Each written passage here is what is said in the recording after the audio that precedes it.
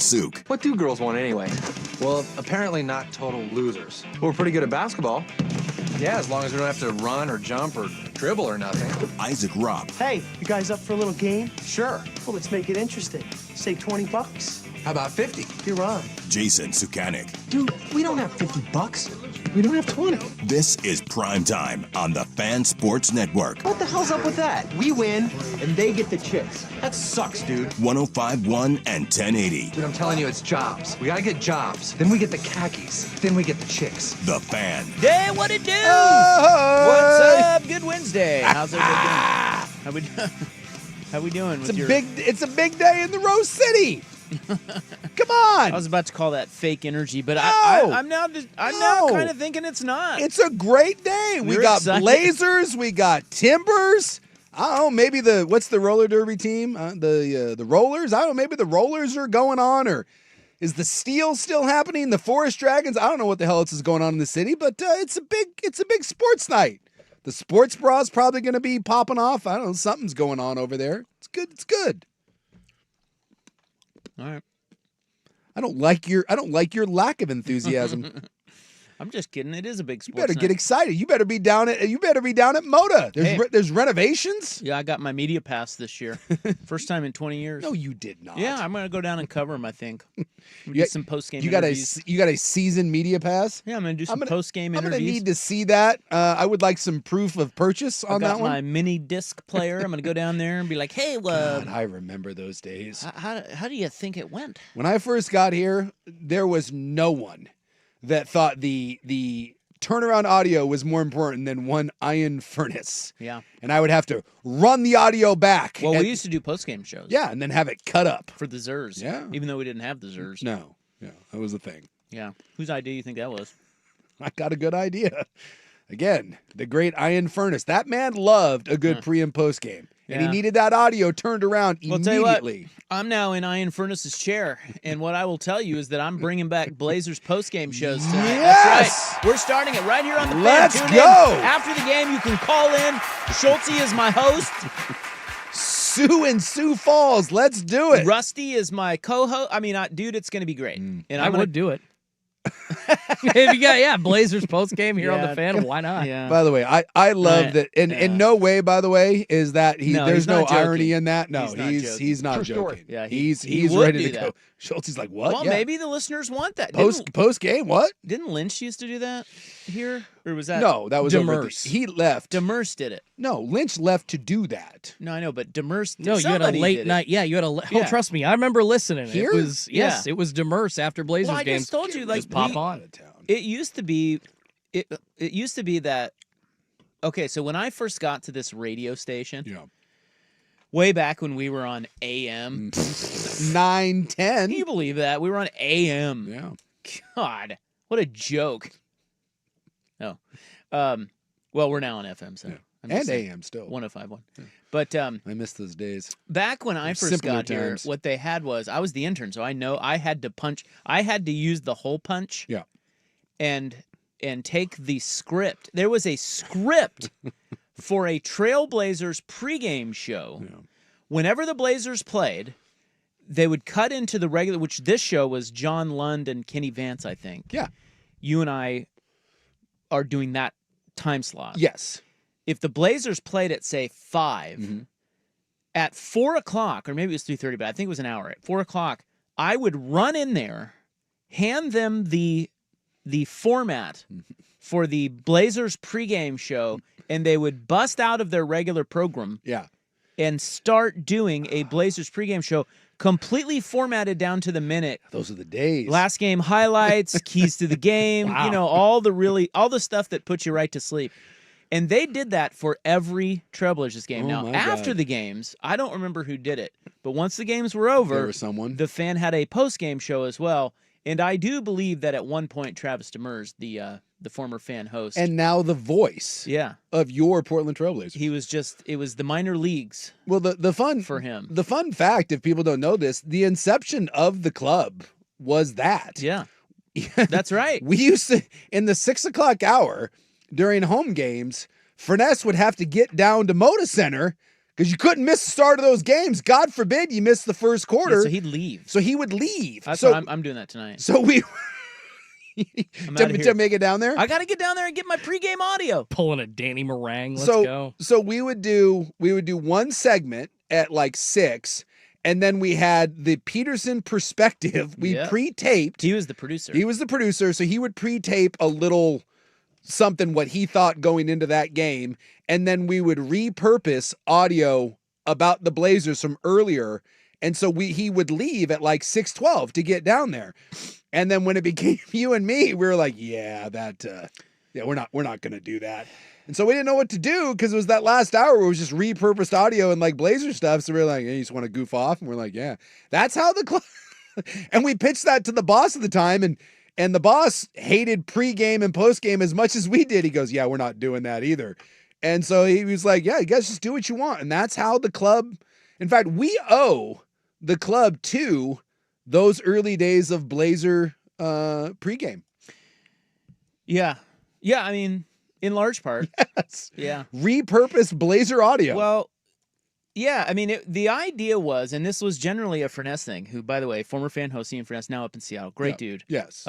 Big sportsman, though. Yes. He's a journalist. Well, and he's a traditional guy, Yeah, too. traditional journalism sportsman. Yes. He's great. Does play-by-play, the whole deal. He thought it couldn't even be remotely true that anyone would listen to our station while the game was on. Yes. Like, he's like, no one is listening. Or leading up to the game. And you and I were like, I mean, not to him, because he was the alpha around He was here. the guy. I was just a young buck. Yeah, I don't know what the hell I was doing. He would put his knee up on a chair and tell you that's the way it was going to be, and damn it, that's the way it was. That's the way it was. Yeah. And so I kind of believe that. This is one of those things where I said this last week when we were talking. I forget about what subject, but I have learned a lot in this business. Yeah. A lot of it is what not to do.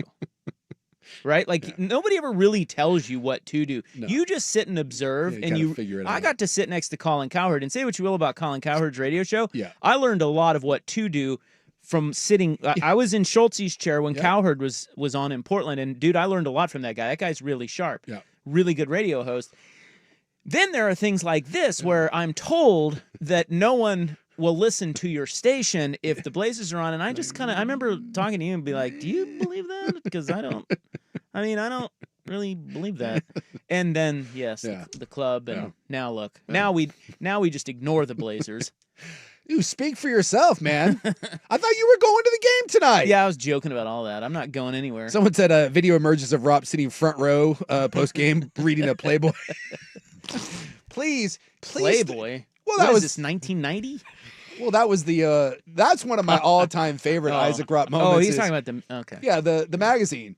Again, if you don't know, the history of the Fan is amazing in that we had a dirty old man that used to program one of the other FM stations, and he was great. Shout out, Dan. Just a phenomenal perv. And he had a subscription to Playboy, and it would come to the office, and he left. He took another job like in Arizona or something, but the Playboy kept coming.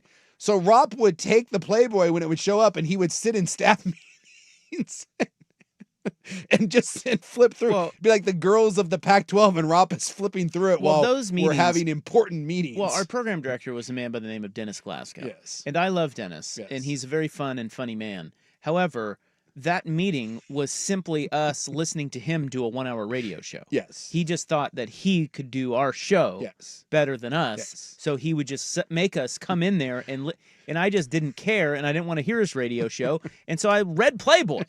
It's the only thing to read. We would sit in a meeting, and he'd be like, hey, what do you guys have today? And we would, before we could even say anything, he'd be like, what do you think about this? Well, let me tell you what I have. And then he would launch into his own, like, you're right. Yeah, he would launch into his own thing. Yeah, he'd do a radio show, and it was, I mean, I don't know, I'm sure it's pretty good. But he's the program director. He could have just put himself on for an hour. Like, what a weirdo. He didn't want to do that. Oh, no, he didn't want to do that. I mean, that's too much work. Okay. Yeah. But just it's one of my all-time favorite memories is watching Rob flip through someone else's Playboy while we had staff meetings. As you know, I value my time. Yes. And that was a giant waste of time. Well, and you had to read for the articles, too. I mean, there was important things in I there. learned a lot. Well, you know what I was reads doing? the articles, yeah. What I was doing was I was reading the jokes. I loved that joke page. You remember they used to have the joke page? Yeah. And I was reading that. maybe getting show content. Yeah. Not from him, but No. from Playboy. Yes. They would boot somebody out of press row doing that, right? Like if you brought a Playboy and just sat down tonight at the Blazers game, beat Timberwolves, like, is Anthony Edwards playing? No, Sounds cool. like we've got got my magazine right here. Sounds like we've got an experiment. Question is, I don't think they make Playboy anymore. Well, that's what I was saying. Like, Just bring an old one. They make other ones.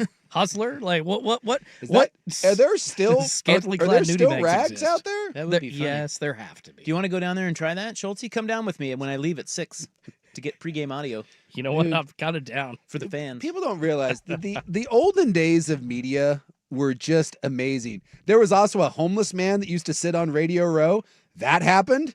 There was a gentleman that wrote supposedly for some sort of alternate kind of newspaper, and it was a newspaper for homeless Street Beats. Yeah, Street Beats. Yeah. And he was homeless. Like he had all the telltale signs, like 3 sport coats, 6 pairs of sweatpants, 1 sock, hadn't bathed in a while, and he would sit on press row and eat the media meal.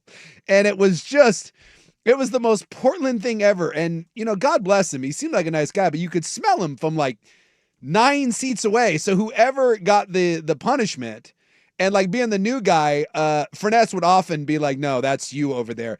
And so I'd sit by him. He was like the nicest guy in the world, but man, just the idea that we had a homeless guy like on press row, I don't think you can get away with that anymore. But man, back in the day, dude, those were wild times. Coveted seats, those seats. Yeah. Yeah, obviously. Well, listen, the beauty of a radio station is it's diverse, right? Yeah. It's got a lineup, kind of like a sports team. Yes. Right? So, now that I say it's diverse, we're all white. Yeah. But Yeah. we don't talk much about the Blazers unless they're interesting. Yeah. And right now they're not as much. But Danny Meringue, that's one of the reasons Danny Meringue has a show here. Yeah. He is a through and through diehard Blazers guy. And so if you want that content, the station has it for you, 10 to 1. Yeah. And we also have other NBA guys, so, Sprague's an NBA guy, Yeah. and Danny, I Swigard. believe, touches himself to the NBA. So, Schultz loves the Zers. Yeah. I He mean, loves he's wearing Mariner gear for like the 80th straight day. And again, it's more Mariner gear that I haven't seen. Your Mariner, wardrobe, I honestly have never seen anything quite like it. Each day he shows up in a new hat and a new shirt and like a new pullover.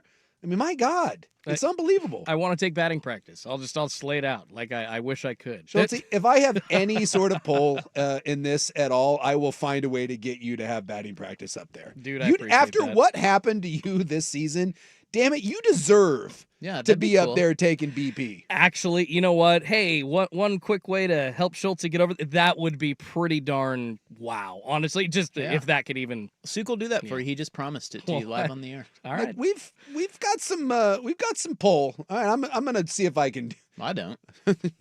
Well, we know. This is on you. No, we don't. You do. Okay. Not me. Well, I know no one up there. I do. Except for Jamie Moyer. I know him. I golfed with him once. You know Jamie Moore? Yeah. He's a good dude. Just out there tossing salad. So we will talk about the Blazers today.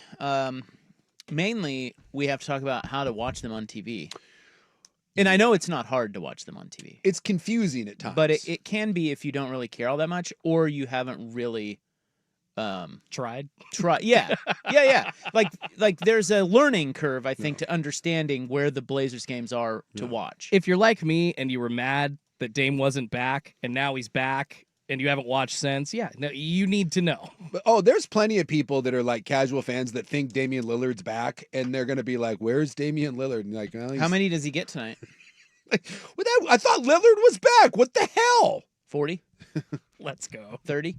Does he get more than Cooper Flagg? Question becomes, if we put him out there, could he get one? If we stuck him in a corner, I obviously think he could because he's been shooting. Yeah, he puts up jumpers, so he can't run. But if we cherry pick him, right? He stands in the corner. We're gonna have to play 4-on-5. Could we get him one of those where sometimes they do it like in high school where they bring out like the blind kid and they like have him run a touchdown. Could we do something like that? Like if it's a blowout one way or another, could we get the Timberwolves to be like, look, we're gonna put him in the corner, right? We're gonna throw him a ball. You get one of these. He hits the jumper. The crowd goes nuts, and then we let them take an open three, and we kind of move on. The fans would go freaking nuts. Well, let's start with it. NBA has begun. Oh, yeah. We can start there. Round ball rock. Everyone was losing it on NBC. What? Well, it's back on NBC. You're really tied into the pulse of the damn league. I watched. It's back I know, on NBC. I know two things. That's the worst version of that song, but that was my pathetic attempt. That was like one beat. I know, and then Let's hear more. And I realized it was only going to get worse. Schulte, will you bring up the damn theme? There.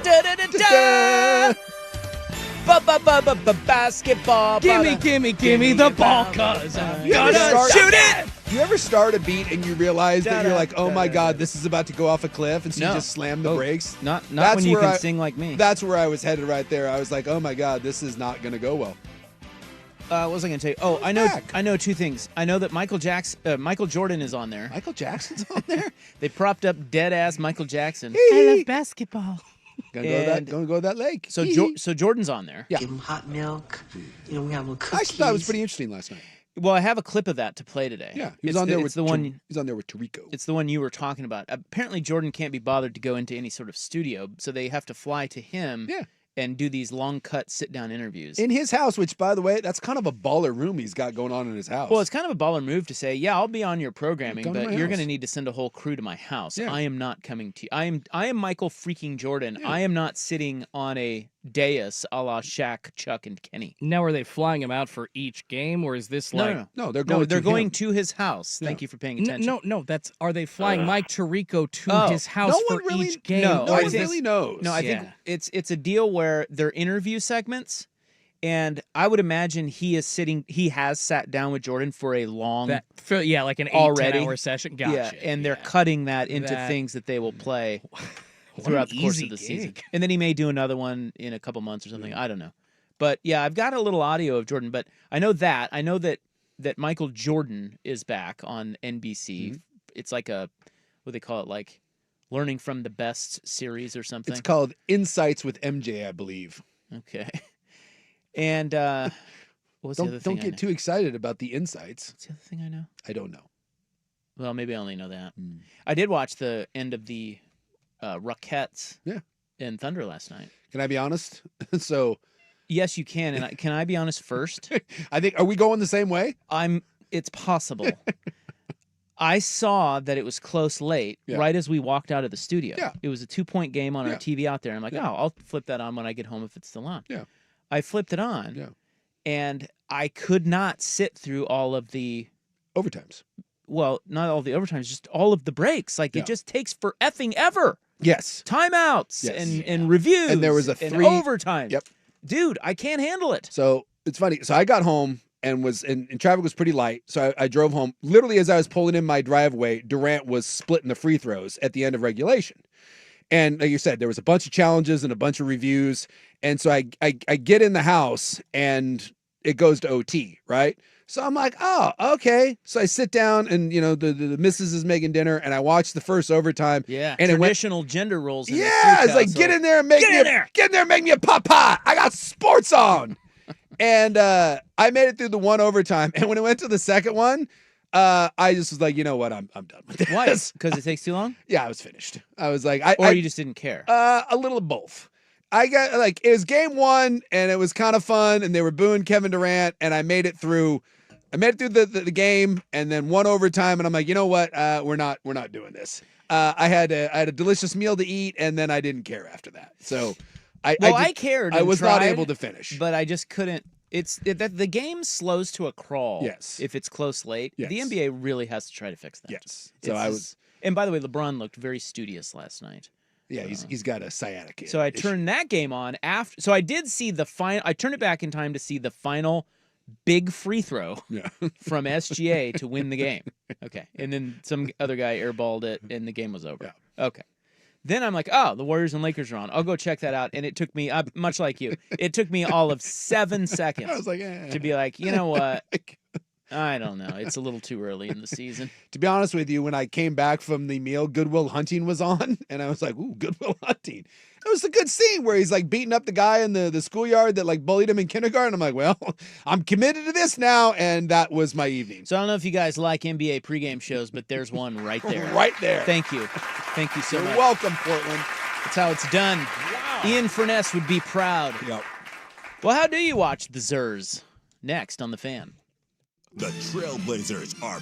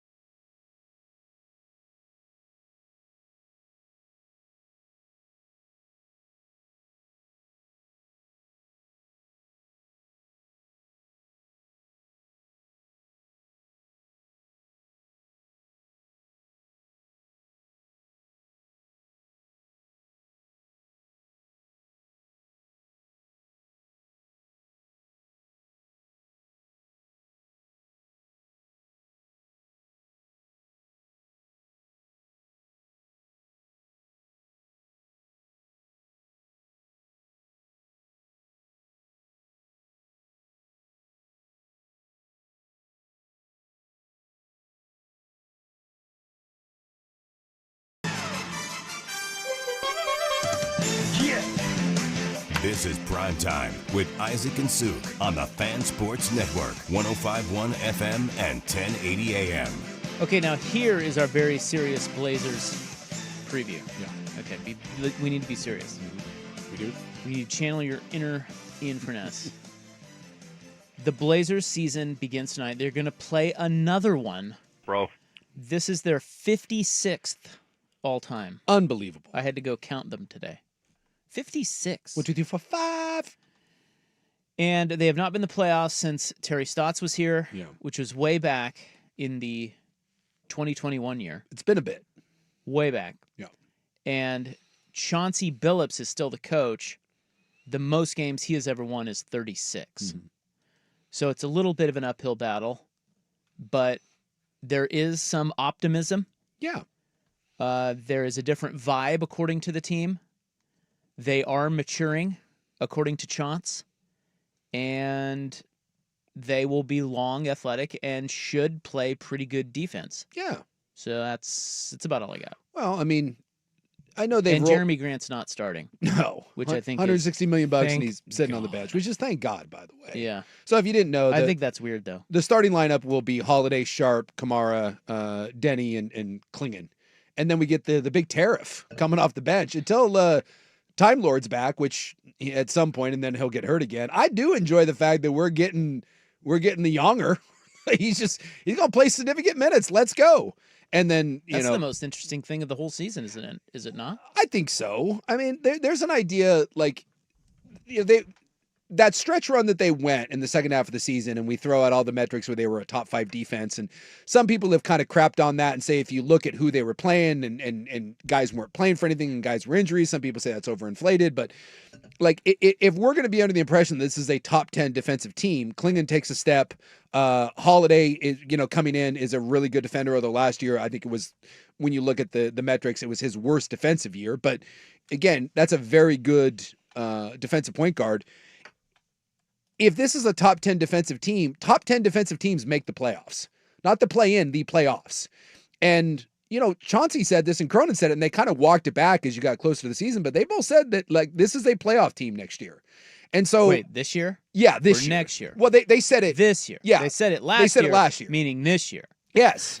And Chauncey wasn't saying that it was like a play-in team. He was saying they expect to be a All playoff right. team. So, All right. Well, you never know. You got done paying what you think are 2 cornerstones. You went out and made a move for Holiday, which again is not that's not like I don't know, like a flyer there. That you bringing in that guy obviously to win games. You have a new ownership group coming in halfway through the year that, by all accounts, doesn't put up with nonsense and has no problem firing people. So I think you're talking about Cronin and Chauncey probably coaching and managing for their jobs. So yeah, I think this is, when I look at the over/under win total. Was it 36? Yeah, it's low. Actually, I think it's less than 36. It might be, I want to say it's like 34 or 35. I expect better. I mean, I think this team, there's no reason this team doesn't win 40 plus games. And, is it, whether that's play-in or be the 8 seed, I mean, it's only a handful of games better than what you were last year. And with another year of this, yeah, I expect this to be a competitive team. I've always said you can win a lot of games in this league by just playing hard against bad teams because there's a lot of crap in this league. Yes. So, if Chauncey can get them on the same page there, then, maybe they vie for the play-in. I don't know. Look, more importantly, Jace. Yes. I'm going to quiz you because I went over this today, and it is still kind of confusing. But still like, let's review again how to watch the Blazers. If Yeah. you want to watch them, I'm going to quiz you, okay? Okay. Are they on Xfinity? Yes. They are. That is the Rip City whatever. They are on Xfinity channels 16, 302, 1170. Don't ask me why those 3. I just read that. Okay. Are they on DirecTV? Yes. Yes, they are. Yes. They are on channel 47 in Portland, and they are on channel 688.1 outside of Portland. Okay. Are they on Spectrum? No. Yes, channel 184. Okay. Are they okay? So if you have DirecTV Stream, Yeah. So let's say you're just a streamer now. You've cut the cord and you only stream. If you have DirecTV Stream, do you get the Blazers? I would assume that's a yes. Yes. I stream. Yes. I have DirecTV Stream. Okay, you do get that. Now, if you have YouTube TV like me, do you get No. the games? No. You get some of the games. So weird. Because we do have KATU on YouTube TV. And they have a handful of games on KATU. Some of them are on regular channel 2 KATU, but YouTube TV dropped the other station, which is that Rip City, what are they calling it? The Rip City. Yeah, I don't It's know. like Laser Vision or whatever the hell it was. Well, no, that's different. It's called Rip City something or It's other. called Rip City. I don't. It's Rip City something. Anyway, it's KATU Charge, which is 2.2. It's another KATU channel, right? Yeah. Yes. YouTube TV dropped that one, not the regular KATU. They dropped the 2.2. It's Rip City TV. Rip City TV. Okay. Yeah. It's like- How did we not get that? I knew it was Rip City whatever, and apparently it's just Rip City TV. So YouTube TV dropped 2.2 from its service, and they are saying that they are trying to get that back. Yeah. Whoever owns KATU, I think it's Sinclair. They're trying to get that back.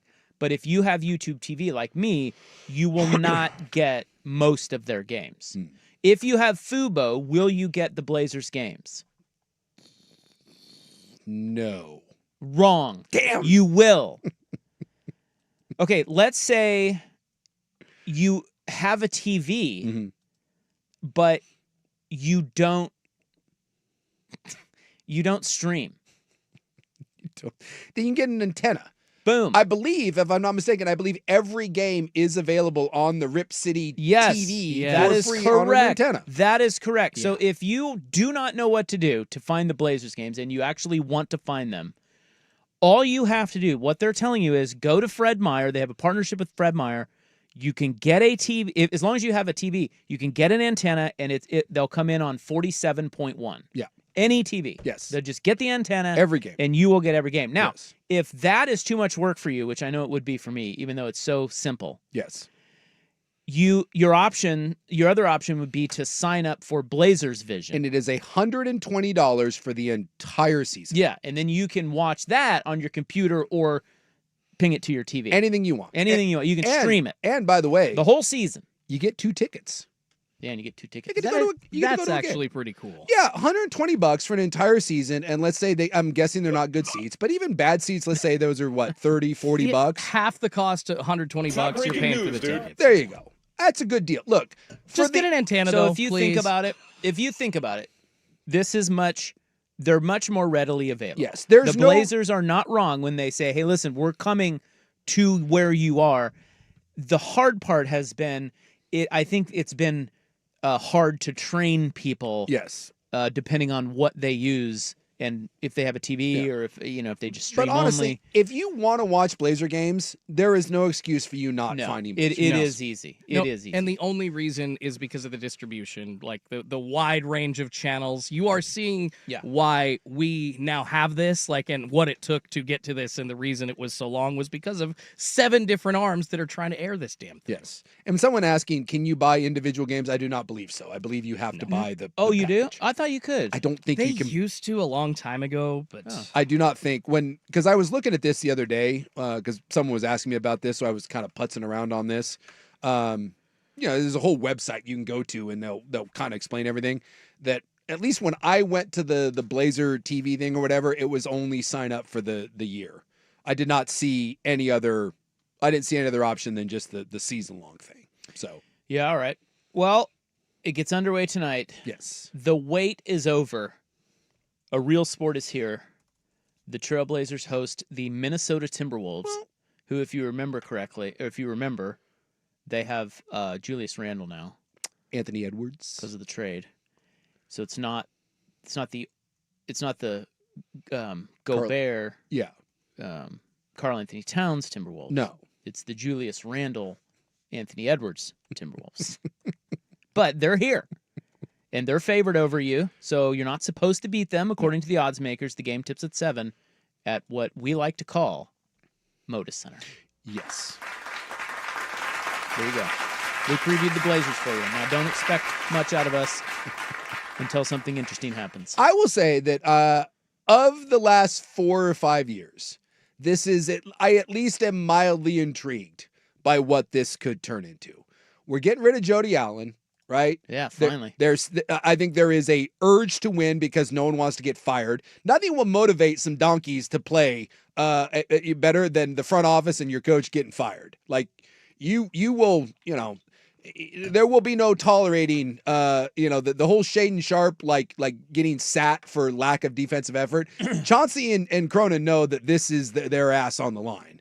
They're going to get guys to play hard. So, and the young guys are playing. Now, I know no Scoot, but eventually when he comes back, but to see what Klingon's got, to see what Sharp's got, to see if Denny takes another step, I think it's for what you've had over the last handful of years. There is at least some intrigue for me here. So how long before Suit comes back on is like, this team sucks and I'm not watching them? Yeah, we'll see. 5 we'll see. games, We'll see. 10 games? We'll see.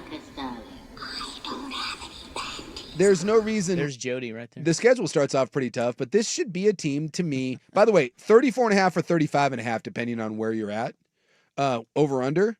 And I have been making Blazer over under bets for several years. I will be taking the over. I believe this team can win more than 35 games. I just think the Blazers, that sale can't get here fast enough. Agreed. Just flip the script on this, baby. Yes. All right. Other NBA stuff, it says here. Ooh. We have. I love stuff. We have Inside the NBA with Skinny Chuck. We have audio of Michael Jordan, who tells us about his most nervy shot. And the white boy from Duke debuts tonight. Mm-hmm. In his New Balance. Cooper Flag. So we'll get to those items coming up next. But first, here's Schultze. He has SportsCenter. Now, from the George McCoy and Warren Allen Sports Desk, a Sports Center update on the Fan Sports Network, 105.1 FM and 1080 AM. This update is brought to you by Laurelhurst Market Steakhouse and Butcher Shop, a great spot for any occasion. Don't forget you can save 10% on your Butcher Shop order when you dine in, menus and more at laurelhurstmarket.com. First on the Fan, the Blazers tipping their regular season off tonight, hosting the Minnesota Timberwolves. Star Anthony Edwards questionable, though, with back spasms. Blazers head coach Chauncey Billups has already announced his starting 5. It's going to be Drew Holiday, Shaden Sharp, Tamani Kamara, Denny Avdia, and Donovan Clingan. Portland a 4-point underdog, though. Tip-off set for 7 p.m. on KATU Channel 2.2 or Xfinity Channel 302. Over to the NFL after the Jets officially benched quarterback Justin Fields in favor of backup Tyrod Taylor in the second half of their loss to the Panthers last weekend. The team revealed he is now day-to-day with a knee injury. Elsewhere, Bucs head coach Todd Bowles says running back Bucky Irving and receiver Chris Godwin are out this weekend against the Saints. Commanders quarterback Jaden Daniels also out for their Monday night matchup with the Chiefs. He's got a hamstring strain. Backup Marcus Mariota will start in his place. And in baseball, the Giants hiring Tennessee head coach Tony Vitello as their new manager. It marks their first time ever that a big league team has hired a skipper directly out of the college ranks. More sports scores and stories in 30 minutes. I'm Schultze from the George McCoy at Warren Allen Sports Desk. Current missing work, insurance companies acting like jerks. Don't call your mom. Call George McCoy at warrenallen.com. Sports Saturday with Joe Fisher and Rashad Taylor.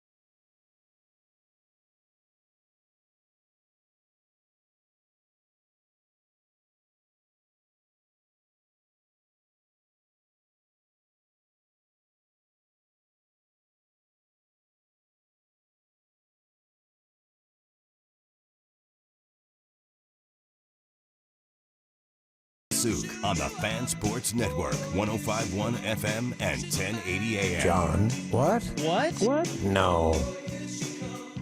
All right. Coming up, we will discuss footballs. Ooh. I have a new fun game, NFL version. Are they good? We will talk about the college coaching carousel and what happened to Wisconsin, Oregon's next opponent. All of those items are on the list here. I wonder if Dan Lanning, if you gave him Chuserim and you said, pick an exact score, do you think that they could easily land on that exact score? No. No? Easily? Yeah. No. I think it'd be a fun game. I think they could. That's the only way that game I don't think it would be easy. That's the only way that game was remotely entertaining. Like if we like just spun a wheel and was like, I need you to make this game 48-6. Go. Then I think that could be entertaining. I think you could manipulate. Well, I guess the question would be whose score would be easier to manipulate? Probably Wisconsin's score. Yeah, right? Wisconsin ain't scoring. Well, no, but that's not the question. The question is you're trying to get to a certain score. Yeah. Would your own score or the other team's score be easier to manipulate? And I think it would be easier to manipulate Wisconsin's score because if you need to give them 6, that's true. You can do that. Yeah. Whereas your own score, if you say 46, what if Wisconsin's defense shows up like last year? Like, damn, we're not scoring 46. You know what I'm saying? You're scoring 46 on this team. Well, you know what I mean? Like, you can't control that. That's true. You can control what their offense does for the most part. Because, one, if you want to shut down their offense, you will. Yeah. They haven't scored in 2 weeks. No, it's true. And I'm not kidding. Yeah. But if you want them to score points, then you can allow that. I think that would be a fun little game to make this entertaining because there's no other reason to watch this hunk of crap. So, although, listen to it right here on the Fan. Oh, yeah. Yeah. Don't watch it. Listen to it. Yeah, listen to it. So ESPN Inside the NBA has begun on ESPN for the first time. Sorta. Well, no, they're on right now. I know. They're only on they're on 3 times until Christmas. Yes, I did read that. It's like what? Well, even Inside the NBA, the preeminent NBA show. God dang it! You haven't figured out the silent button, have you? Oh yeah. Let me hit silent on my phone. Sorry. Inside the NBA is the best thing going for that league. Yes. And even they are only on 3 times before Christmas. Even they're like, it doesn't really matter until Christmas. Although, no, what they're really saying is that the schedule is big time backloaded. Mm-hmm. So Chuck said that beginning in late January, you're going to see them all the time on ESPN. But yes, you're right. They're on right now. Yeah. And they will only be on twice more before Christmas. And isn't it only on for an hour? I think tonight it is. Yeah. Yeah, like what? Yeah, isn't that weird? The whole point of this show is that there was really no time to it. It just came on, and then they just went until they were done. Although it is brought to you by Popeyes, which, let me tell you right now, Popeyes makes a strong bird. Well, Shaq's going to get his hands on some free Popeyes. You could do a lot worse than some spicy chicken from Popeyes. Oh, they're blackened ranch. Oh, my God. So good. It's so yummy. Yeah. But it's so random. You have it's the number one sports property. It's the number one show of any pre-post thing, and somehow it's the only good thing about the NBA. And somehow the ESPN is managing to F it up. Yeah, they're like, well, we're only going to put him on a couple times. Yeah, less is more, right? Well, Chuck is skinny now. He says he's lost 60 pounds. Well, I'm sure he's on the Ozempic. Yeah, he's been doing the commercials. Well, no, he's not been doing it. No, he said it's Mounjaro, which is similar. Oh, sorry. But the same thing. but he says it's not, and so he gets mad when people are saying, "Oh, you got Ozempic." He's like, "No, it's Mounjaro. Get it right." That's because he's getting paid by Mounjaro. So he says he's lost 60 pounds. He looks good. Him and Jelly Roll.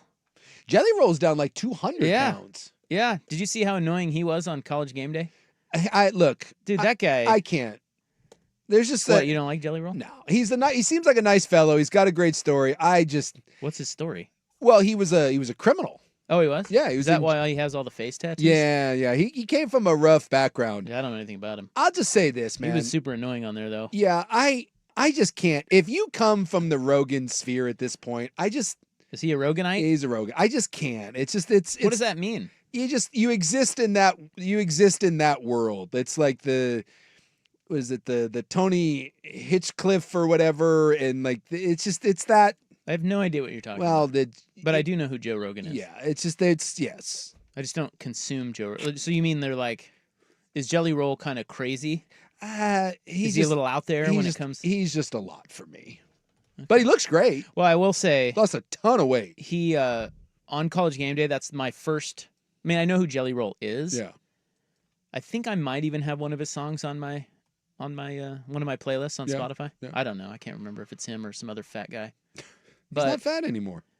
But he was on Game Day doing the guest picking, and it was, yeah. Yeah. Like I said, it's just he's a lot for me. He's a lot. But okay, so the other thing we have going on here is we have a little Michael Jordan audio where he talks about his most nervy shot, and Cooper Flagg debuts tonight. So we'll wrap up the hot NBA hour here on The Fan that you didn't know you needed. Coming up next on 105.1 The Fan. Your leg bone connected to your knee bone. Who's in, who's out? Why? This is the Injury Report, brought to you by Zoom Care. Health on your schedule. Who's your quarterback? We will have a quarterback on Sunday. I will tell you that. You're not going to announce who started? I wouldn't want to give them a competitive advantage when I have that opportunity, but we will have a quarterback. The list was long. So for yeah. Tyrod, did you say this day today? Yes. What is he dealing with? He's dealing with a knee. Okay, so that's Aaron Glenn of the Jets.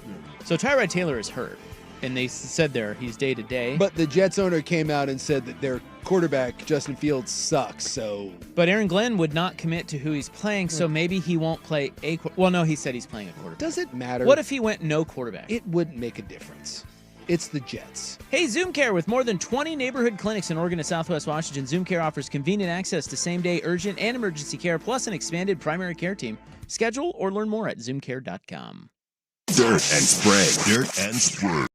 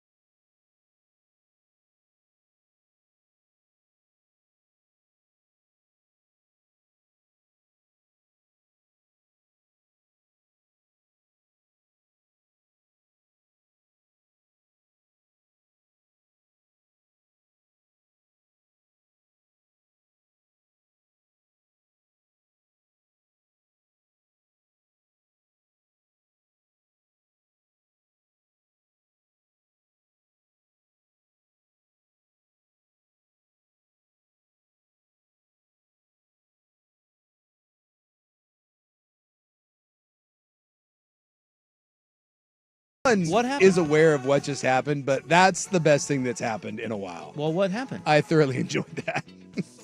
Well, I don't know what happened. You and Schultz were off doing God knows what.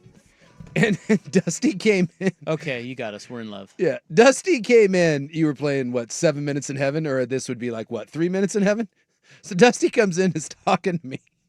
And just then the intro music comes back. And Dusty just looks at me. There's no Rob. There's no Schultz. He just shrugs his shoulder and he goes, I'm going to go in there and hit the button and you're going to bring us back. I was like, all right. Well. And they just goes in there. Dusty's looking for the button, and then you guys rolled in. I love when the Swiss watch that is Primetime. I love it when it goes off without a hitch. Well, doing a lot of heavy lifting over here. It's great. Schultz and I had to go do something in the other room. There was important things. That's right. Yeah. I mean, we can't do everything. No. I'm trying. You missed this last week, but we were told. So Jeff Austin was listening. Oh, he Do you was? remember Jeff Austin? Vaguely. He was our old boss. He worked here for a bit. Gray hair, if you will. White hair. White hair. That's true. Yeah, he was listening, and he texted and said, "You'll never believe this, but the company, our parent company, is Odyssey, formerly Intercom." And he said there were conversations about the hosts running the board. Oh. And getting rid of producers like poor little Schultz. Oh, that's fantastic. Or little Mariners Gremlin. Yeah, what could possibly go wrong? Yeah. He said that's true. The company was talking about that. An Odyssey station. But they talked him out of it. So I mean, it's only a matter of time. You got to run over there and push the buttons. I didn't know and we actually did talk about this. We were like, do you think Suit could do it? And Schultz had more faith in you than I did. I don't know what button to press, no. Well, you could learn. Well, I'm sure we'll if you teach you. And guess what? If your paychecks won't be any larger. If you showed me what button, but I just enjoyed Dusty just looking at me, looking up, looking back. I'm gonna go hit the button. I'm like, all right, I'll be right here. Who do you think would be the best fan board op of the hosts? Well, I'm guessing. Well, it's the people that have done it. Yeah, so, like Patrick or Sprague. Yeah. Well, I've done it. Yeah. Oh yeah. Well, dude, you were an update anchor. No, stop it, dude. I was not I was an intern. It's Sprague. Sprague would be the. I don't think he's ever run the board. Swag. Well, Swag's not a. I mean, that's what he does. And every day. Yeah, it'd be. I'm going Sprague. I'm getting sold short here, dude. I used to be a board maestro. I know. A number of years ago, we did this with Lynch when we tried to see if you could bring us back, and I did. Well, dude, that thing was. I did. That thing was rocky at Bro, best. You were just in there randomly mashing. Selling me short. You were playing Street Fighter and you didn't know how to do combos, and you just started mashing buttons, and eventually something happened. It's just like one fireball came out, and you were like, "I knew what I was doing." It's just unbelievable. I used to run the board. How quickly we forget my humble upbringings. Started from the bottom, now I'm hip. Oh, no, yeah, I was an intern. Yeah, I had to go get coffee for what was that guy's name? John Lund, Colin? Oh. No. There was another guy. Kenny? No, Vance? not Kenny Vance. The guy's name was Kenny. He was from Baltimore. I forget his last name. Anyway, he got fired. Yeah, and then I had to run the board for the Jim Rome show. Oh, yeah. So I was a board op. I had to answer the phone calls to the station. Believe me, you don't want to do that. What else did I have to do? Then I did updates. I mean, I've done it all here. Yeah. So I feel a little slighted by Mr. Big Time radio host over there making big radio host money. All you said that was, I can't be a good board op. I want to be a board. Yeah. I better shut up. You said who was the best? An Odyssey station. And the answer is not you. No, it is me. I didn't say you couldn't do it. I said you this wouldn't be is the an best. idea. This is a great idea. Oh my God. This is a terrible idea. Yeah. But it's also a great one. One day in December, we have everybody switch roles. That's what we do. And we see who can do it best. Oh, God. Yes, it would be great. The listeners would love it. It would sound terrible, but that's the whole point. Oh, that would be funny. Welcome back to Dirt and Sprague here on the Fan. That'd be Swigard. So Swigard would be... Yeah, exactly. It'd be great. Go ahead. Put me on the board. See what happens. Well, no, I'm running the board. Put me on the board. I want the board. I want the ball. Give me the ball. John. Oh, God. I mean, you know what? The guy running the board is like the center. Because they are touching the ball on every play. It's true. Schultz, they should pay you more. They're not the quarterback. For everything you do. That's like the idea. Of I would like, love that, but an Odyssey station. the idea of like having like a Freaky Friday switch and ended up in like what would they used to do that with Quantum Leap, right? Remember that old show? Oh yeah. And he would jump into someone's body. The idea of being put into a situation where you have no idea, like imagine like all of a sudden you got put into like an 18-wheeler in like rush hour traffic. You're just in a big rig and you're looking down at that and you're like, there's two what? Guys, I got Brandman over my shoulder. He says he is so in on the idea of doing a it's a Freaky good Friday idea. switch. I mean, look, it's just a day. Well, I'm just saying that would be the equivalent. Can't get any You worse. put someone in front of that board, dude, there's a lot of buttons and knobs and no one knows Well, what that's the fun part of it. this ought No, to be. I am in on this. And what needs to happen is it's not just everybody swapping parts. We're swapping day parts. We're mix and matching shows. Yeah, okay. You could be in the morning with Harris and Schultze. Suit could be Let's go. middays. Like, we are going draw it all out of a hat. Dude, that's great. You could be producing I wanna AM produce- Drive at 6 a.m. First of all, I want to do the morning show, because I like to get up early and get my day over with. Yeah.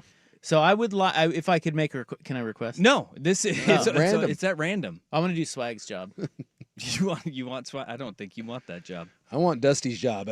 You just have to wear capris and sit in your office and then occasionally like come in and Yeah, listen to you cry before and after shows. I want the brand man's job. I want to be in high level meetings. Buy, sell, trade. I don't know. Whatever it is you do in there. Like yell at Dirt and Sprague. Yeah. And yell at Sprague for all it hurting a 9-year-old girl playing soccer. There it is. Yeah. Freaking Sprague. Here's the guy who says our company got rid of inside sales and had outside sales guys and girls do both. It was absolute thunderdome. We almost went out of business. Yeah, I tell you, these companies, man, Got a lot of bright ideas. God, so smart. So smart. Let's just keep on cutting. Keep on cutting our way. It's a race to the bottom. An Odyssey station. Good times. What were we going to do there? I don't know. Cooper Flag debuts tonight. Yeah. And Michael Jordan Audio. I think Flag, by the way, they were non-committal to it, but there's some... Is he hurt? No, there's some whispers that they're going to play him a point guard. They're going to do the super big lineup, and like he was playing some point guard in preseason, and someone asked Kid about it, and he basically just said, you'll find out, but you can do a little Magic Johnson thing. Guess what? NBA talk continues next on The Fan.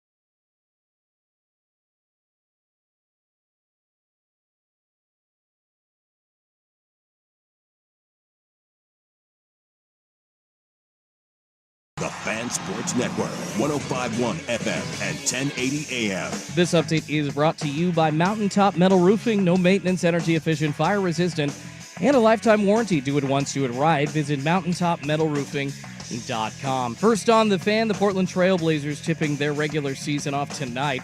Hosting the Minnesota Timberwolves, though star Ant Edwards questionable with back spasms. Blazers head coach Chauncey Billups already announcing his starting five. It's Drew Holiday, Shaedon Sharpe, Tamani Kamara, Denny Avdia, and Donovan Clingan. Portland still a 4-point underdog. Tip-off at 7 p.m. on KATU Channel 2.2. Over to the NFL. The Jets, of course, officially benched quarterback Justin Fields over the weekend in favor of backup Tyrod Taylor. That was in the second half of their loss to the Panthers, though the team now revealing Taylor day-to-day with a knee injury. Elsewhere, Bucs head coach Todd Bowles says running back Bucky Irving and wideout Chris Godwin are out for this weekend against the Saints. And over to baseball, the Giants hiring Tennessee head coach Tony Vitello as their new skipper. It marks the first time a big league team has hired a manager directly out of college. More sports scores and stories in 30 minutes. I'm Schulte from the George McCoy at Warren Allen Sports Desk. Heard missing work? Insurance companies acting like jerks. Don't call your mom. Call George McCoy at warrenallen.com. The home of the firm of Harris and Meringue. Weekdays 10 to 1.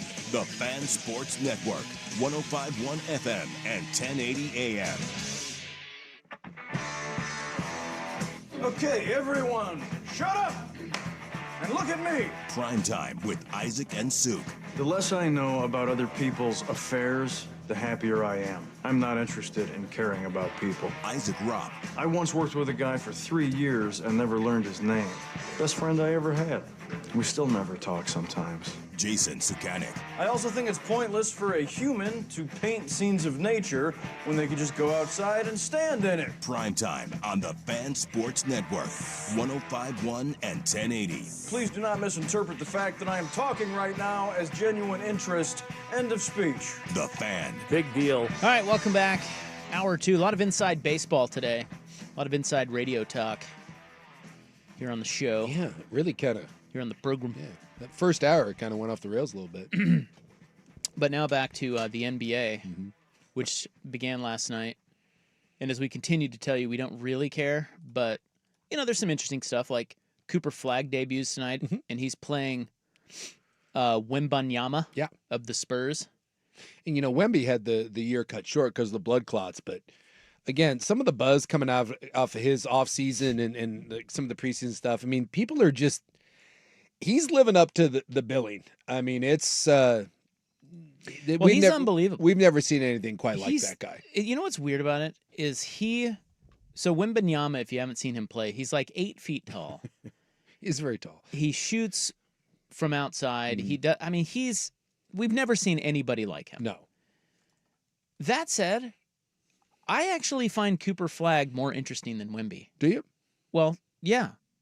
I get maybe it's just the unknown of like we just don't know what Cooper Flagg's going to be, but I don't know why that is. But you don't really know what Wemby's going to be, but you know Wemby.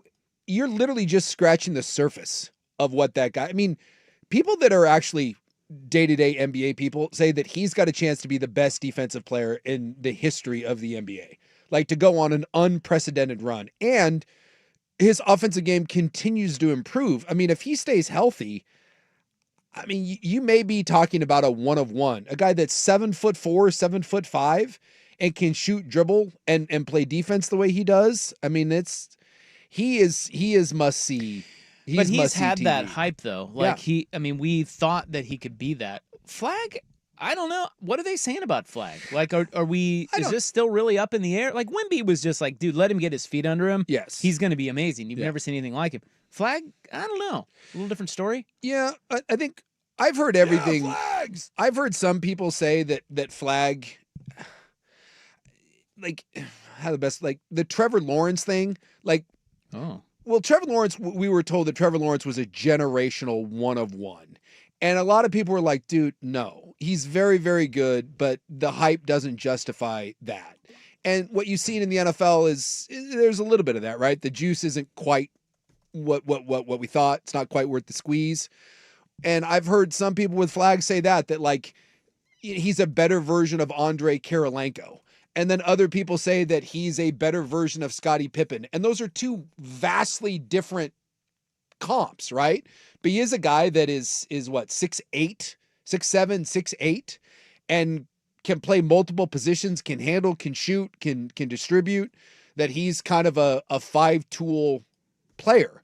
But there are some people that don't think that he's going to be a guy that's going to go out and be like Luka and drop 45 on you, but he is a guy that could give you a walking triple-double. So, well, maybe that's what it is. Maybe we've tapped into why I think Flag may be more interesting. Is that because he's got a little higher boomer bust, whereas Victor Wembanyama was like boom. Well, he came in and he had 21, and then he was averaging 24 when the blood clots hit. Like, yeah. And then once you saw him play for a couple of times, yeah, you're like, okay, I get what he's going to be like. This is going to be awesome. Okay, and that's kind of it. There's not as much intrigue until he's really dominating, right? Yeah. Whereas Flag, it could go either way, and that's kind of maybe that's the more interesting part. Yeah. I mean, like, is over under point total tonight, by the way, 15.5. Okay. Yeah, like when I've read, and again, I'm not the guy that's breaking down Cooper Flag film, but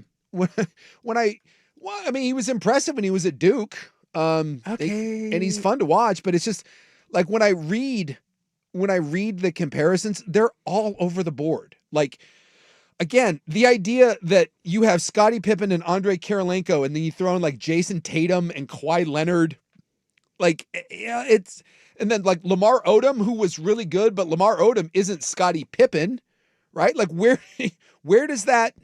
I don't know where that sits, and maybe that's why you said maybe there's more of an intrigue there, because if he ends up being a better version of Kirilenko or Lamar Odom, the guy's a multiple time All-Star and is a really nice player in the NBA. If he ends up being a better version of Scottie Pippen, well, my God, Scottie Pippen's one of the best two-way players that the NBA has ever seen. Kawhi Leonard, when he's on the floor, might be the best two-way player of his, that we saw for a 7 or 8 year run. He's just kind of an idiot and is never on the floor. Well, maybe we've answered the question, Jace. Yeah. That is why Cooper Flag is more interesting than Victor Wembanyama. Yes. And they play against one another tonight. But for me, if I had to watch one, I want to watch Wemby. Wemby to me is just... Well, you've never even seen Flag in the NBA. No, but when I watch Wemby, it's just... Someone's saying he's a domestic white guy. Well, that probably has a...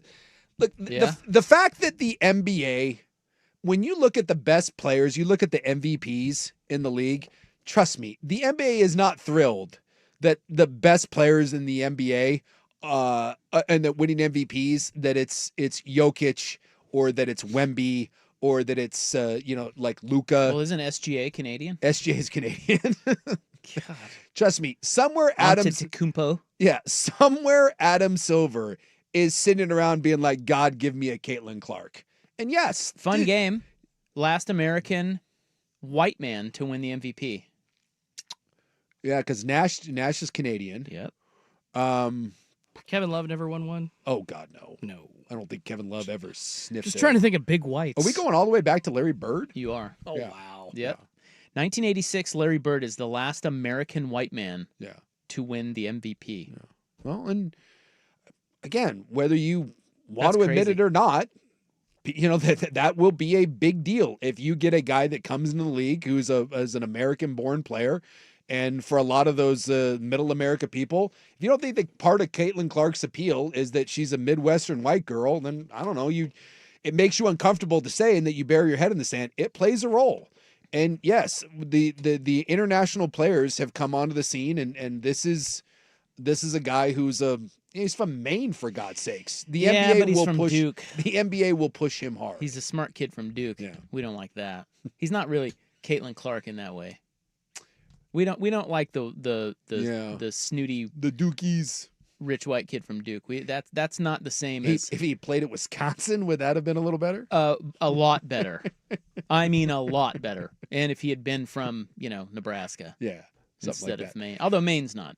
I did see Wemby's got a brother who's like 16, I think it is, and he's 6'7", and just same thing. He's just out there balling. So there's another one coming in France. Yeah. You imagine being 6'7" and you're like almost a foot shorter than your brother. You're like, come on, growth spurt. He got the bad genes. Although something tells me he might still be growing. Who was it? Was it Perkins that fell for the Wemby growing 4 inches over the summer? Was that a Kendrick Perkins thing? I don't know. I try to avoid Kendrick Wouldn't be Perkins. surprised. Yeah. By the way, that was the best part of the coverage last night is that there was no Kendrick Perkins or Stephen A. Smith. Thank God. Who's on there? Who was on there? I didn't see it. Vince Carter was on there. I'm trying to think who the studio hosts were. I'm like racking my brain now. All right. I'm driving because it was on when we were in here, and I had it on the TV. I'd have to look it up. I know Vince was on there. Michael Jordan's most nervy shot. Audio next on 105.1 The Fan. Ducks Game Day.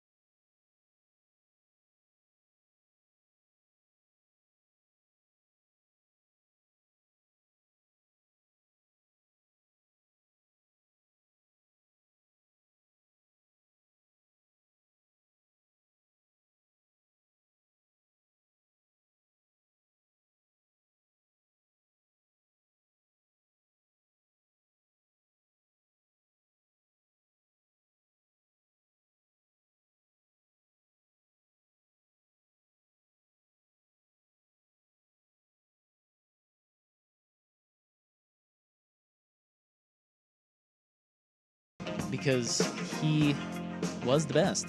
Mike Jordan, remember him? Yes, I am familiar. He at one time wore a Hitler mustache. The only man on national television. He's the only man to ever get away with wearing the Hitler mustache and sell products, and somehow that man sold underwear and hot dogs while wearing a Hitler mustache, and no one cared. That's how good Michael Jordan was. I've never really seen anyone else try to even pull it off. No. I'm convinced it was a bet. I'm convinced that Jordan was so competitive and that someone was like, dude, you can't pull it off. And he's like, name anything and I can do it on Michael Jordan. And one of his buddies, probably Ahmad Rashad, was like, Hitler mustache. And he's like, done. Watch this. Showed up to the underwear ad wearing the Hitler stash. They're like, Michael. And he's like, what? Next thing you know, he's out there hawking products. You know what they officially call that mustache? Is it the Chaplin? Well, Charlie Chaplin had that, yeah, but he had it before Hitler. Yeah. No, they call it the toothbrush. Oh, really? Yeah. That's a toothbrush mustache. You imagine if I showed up tomorrow wearing the toothbrush? It's a hard one to say, isn't it? Yeah. You can't. You just. No, you can't. You can't do it. Only if you're named Michael Jordan. Only if you're named Michael Jeffrey Jordan. It's insane. By the way, the hosts of the NBC show were Maria Taylor was on there. Oh, I like her. And then Carmelo Anthony, Vince Carter, and Tracy McGrady. It wasn't bad. Okay, but how long before we're completely sick and tired of Carmelo Anthony? Look, it's former Blazers great. It was better than Kendrick Perkins and Stephen A. Smith yelling at each other. I guess we'll see in about 2 months, dude. Yeah. You may not be singing that tune. Look, it's not like I was watching a ton of it. I'm just saying, from what I saw, it was better than it was. So it was better than it was? Yes. You mean it was better than last year? Yes. Okay. That didn't make sense. Okay, so Jordan, that you referred to this yesterday. Yes. And it's Michael Jordan doing his little vignettes with Mike Tirico, and they play these at like halftime and stuff. Yeah. It's like learn how to be excellent. It was Insights with MJ. Yeah. So this was the first one, and this isn't the whole thing. It's only about a minute. But you mentioned this. You said yesterday, you were like, Michael Jordan said on there that he does not ever pick up a basketball. So it's been years. So I actually heard the clip today, and I wanted to play it because he tells a great story. Yeah, Tirico like presses him on. It's like, come on.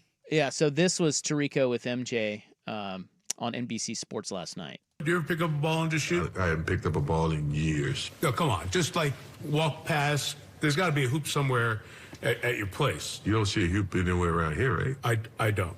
Wait, seriously, the last time you picked up a basketball and shot it? I was at the Ryder Cup. Yeah. And I rented a house from the owner. Sure. He came over to do pictures. He had grandkids.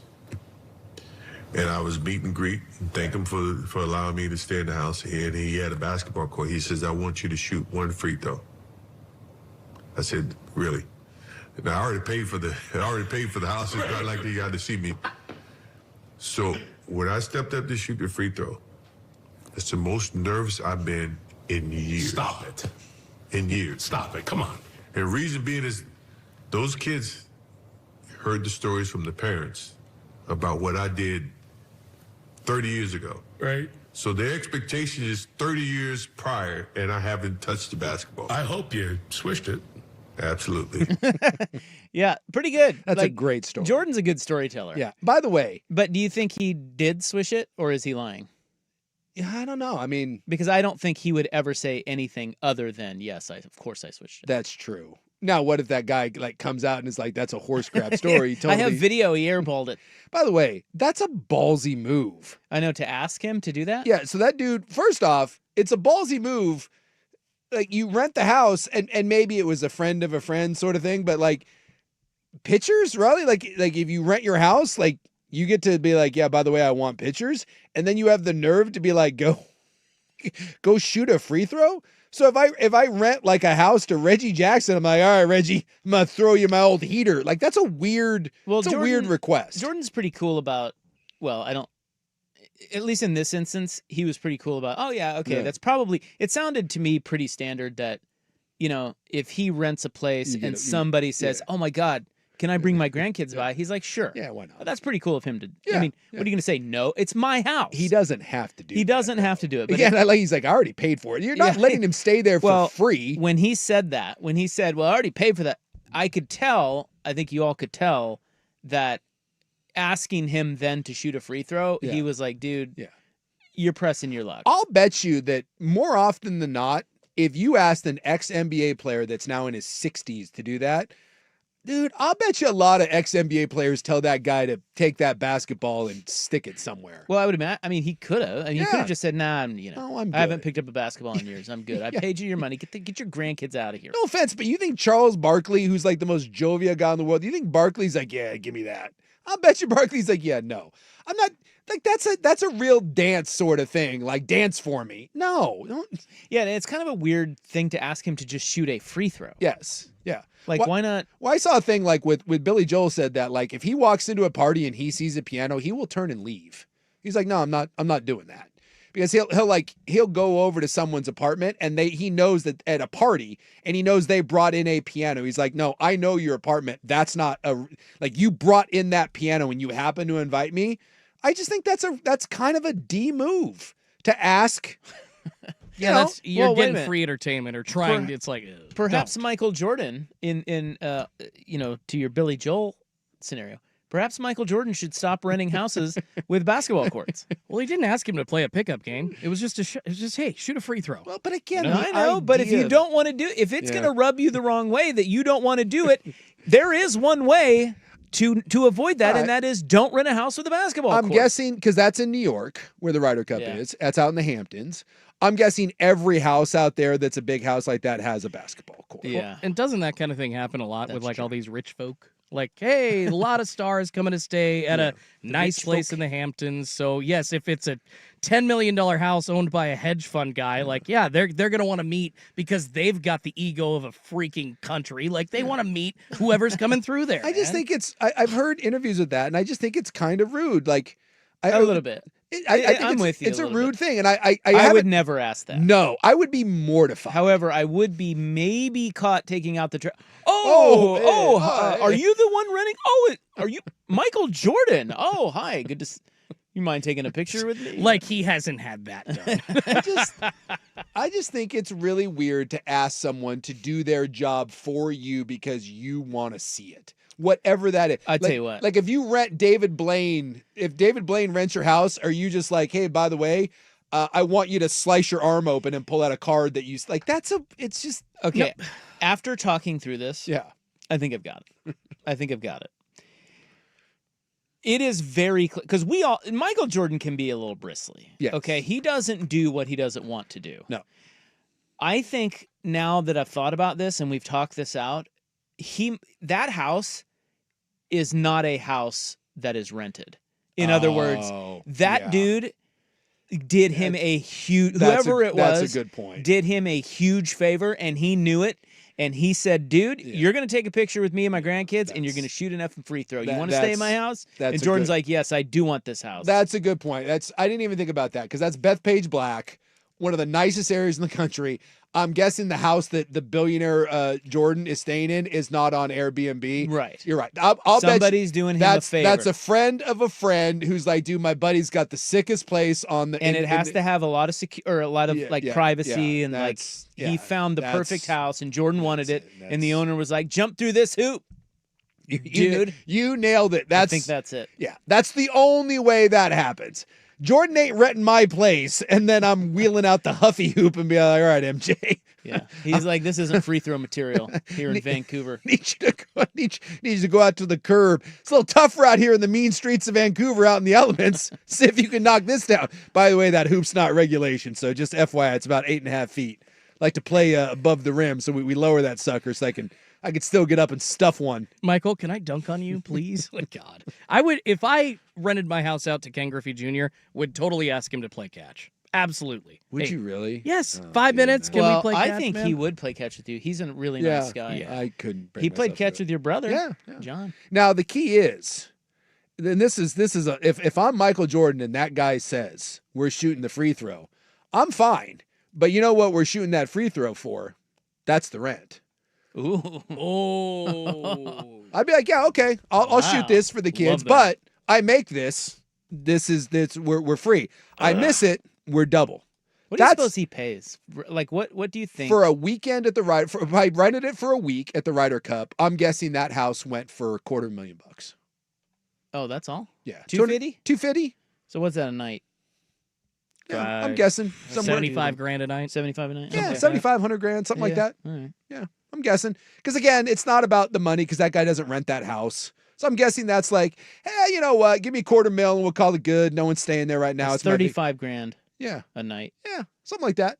And I think Jordan, because Jordan's a gambling man, that's the appropriate response is, you know what? We back this up. We back this up maybe to the top of the key. We make this a little interesting. We go top of the key. I drain this one shot. We say take all the photos and everything, but I make it. I don't pay a dime. I miss it. We double this bitch. Let's go. Now, you know he would do it. That guy can't help himself. Jordan would love that. Yes. Would the owner love that? Well, the owner doesn't care. You know what that place in the Hamptons is probably worth? You think that guy's sweating $250,000? Yeah, probably not. You got to give 2 Fs. That's the better. That's the better way to do it. Let's put a little. Hey, MJ, why don't we put a little something on this? Well, now that we've gotten all the way through it, now I'm kind of disappointed in Jordan. Someone said my son works at band and no pics, no handshakes that aren't professional, and certainly no asking for autographs. Oh, exactly. Yeah, that's a little different than this scenario, but Yeah. you can't have when Jordan's out there golfing. Yeah, I mean, if you that's the hard part about being. See, this was a private thing. Yeah, it was a private home. Yeah. One guy and his grandkids. Yeah. But if Jordan's out in public at a public place like Bandon Dunes, you cannot open that can of worms because if somebody sees him take one picture, nope.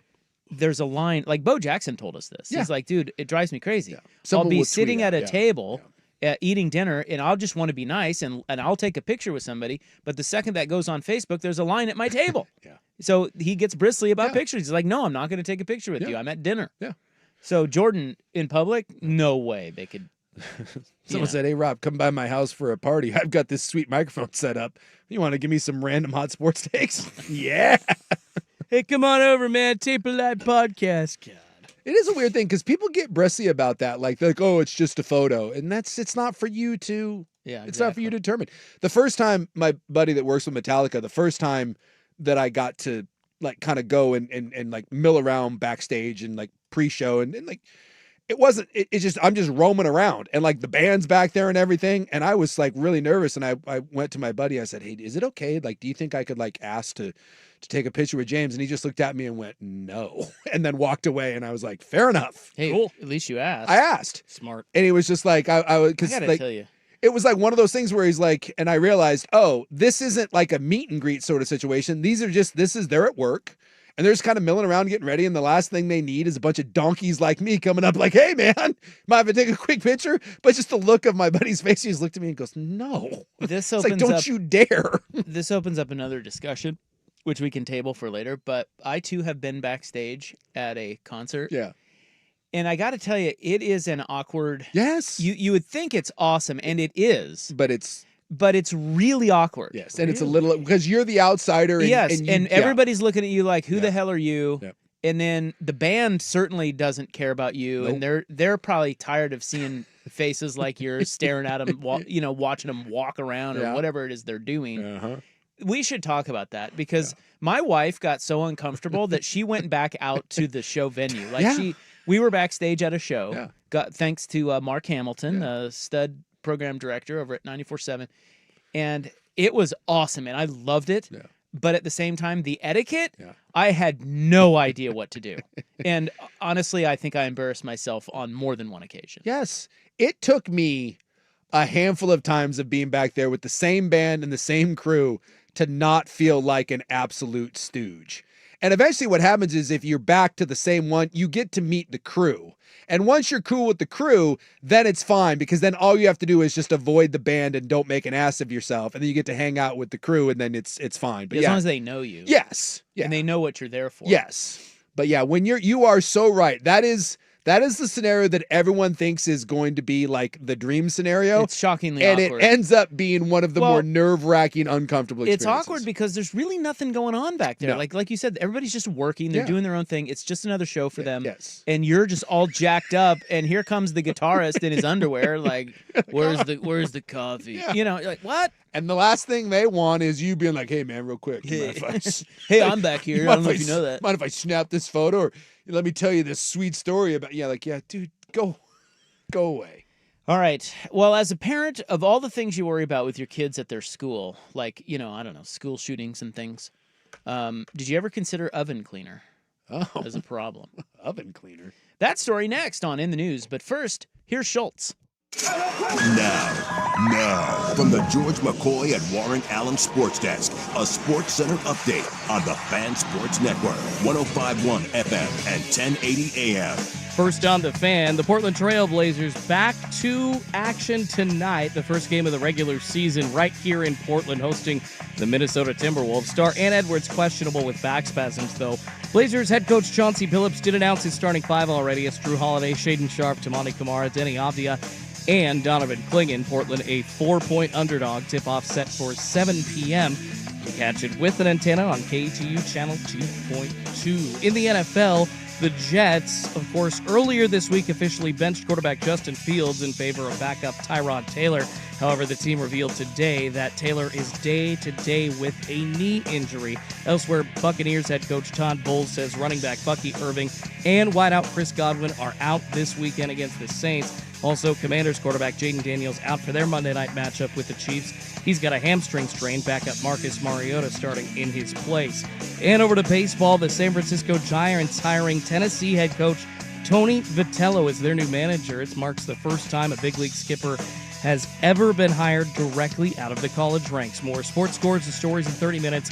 I'm Schultze from the George McCoy and Warren Allen Sports Desk. Heard missing work? Insurance companies acting like jerks? Don't call your mom.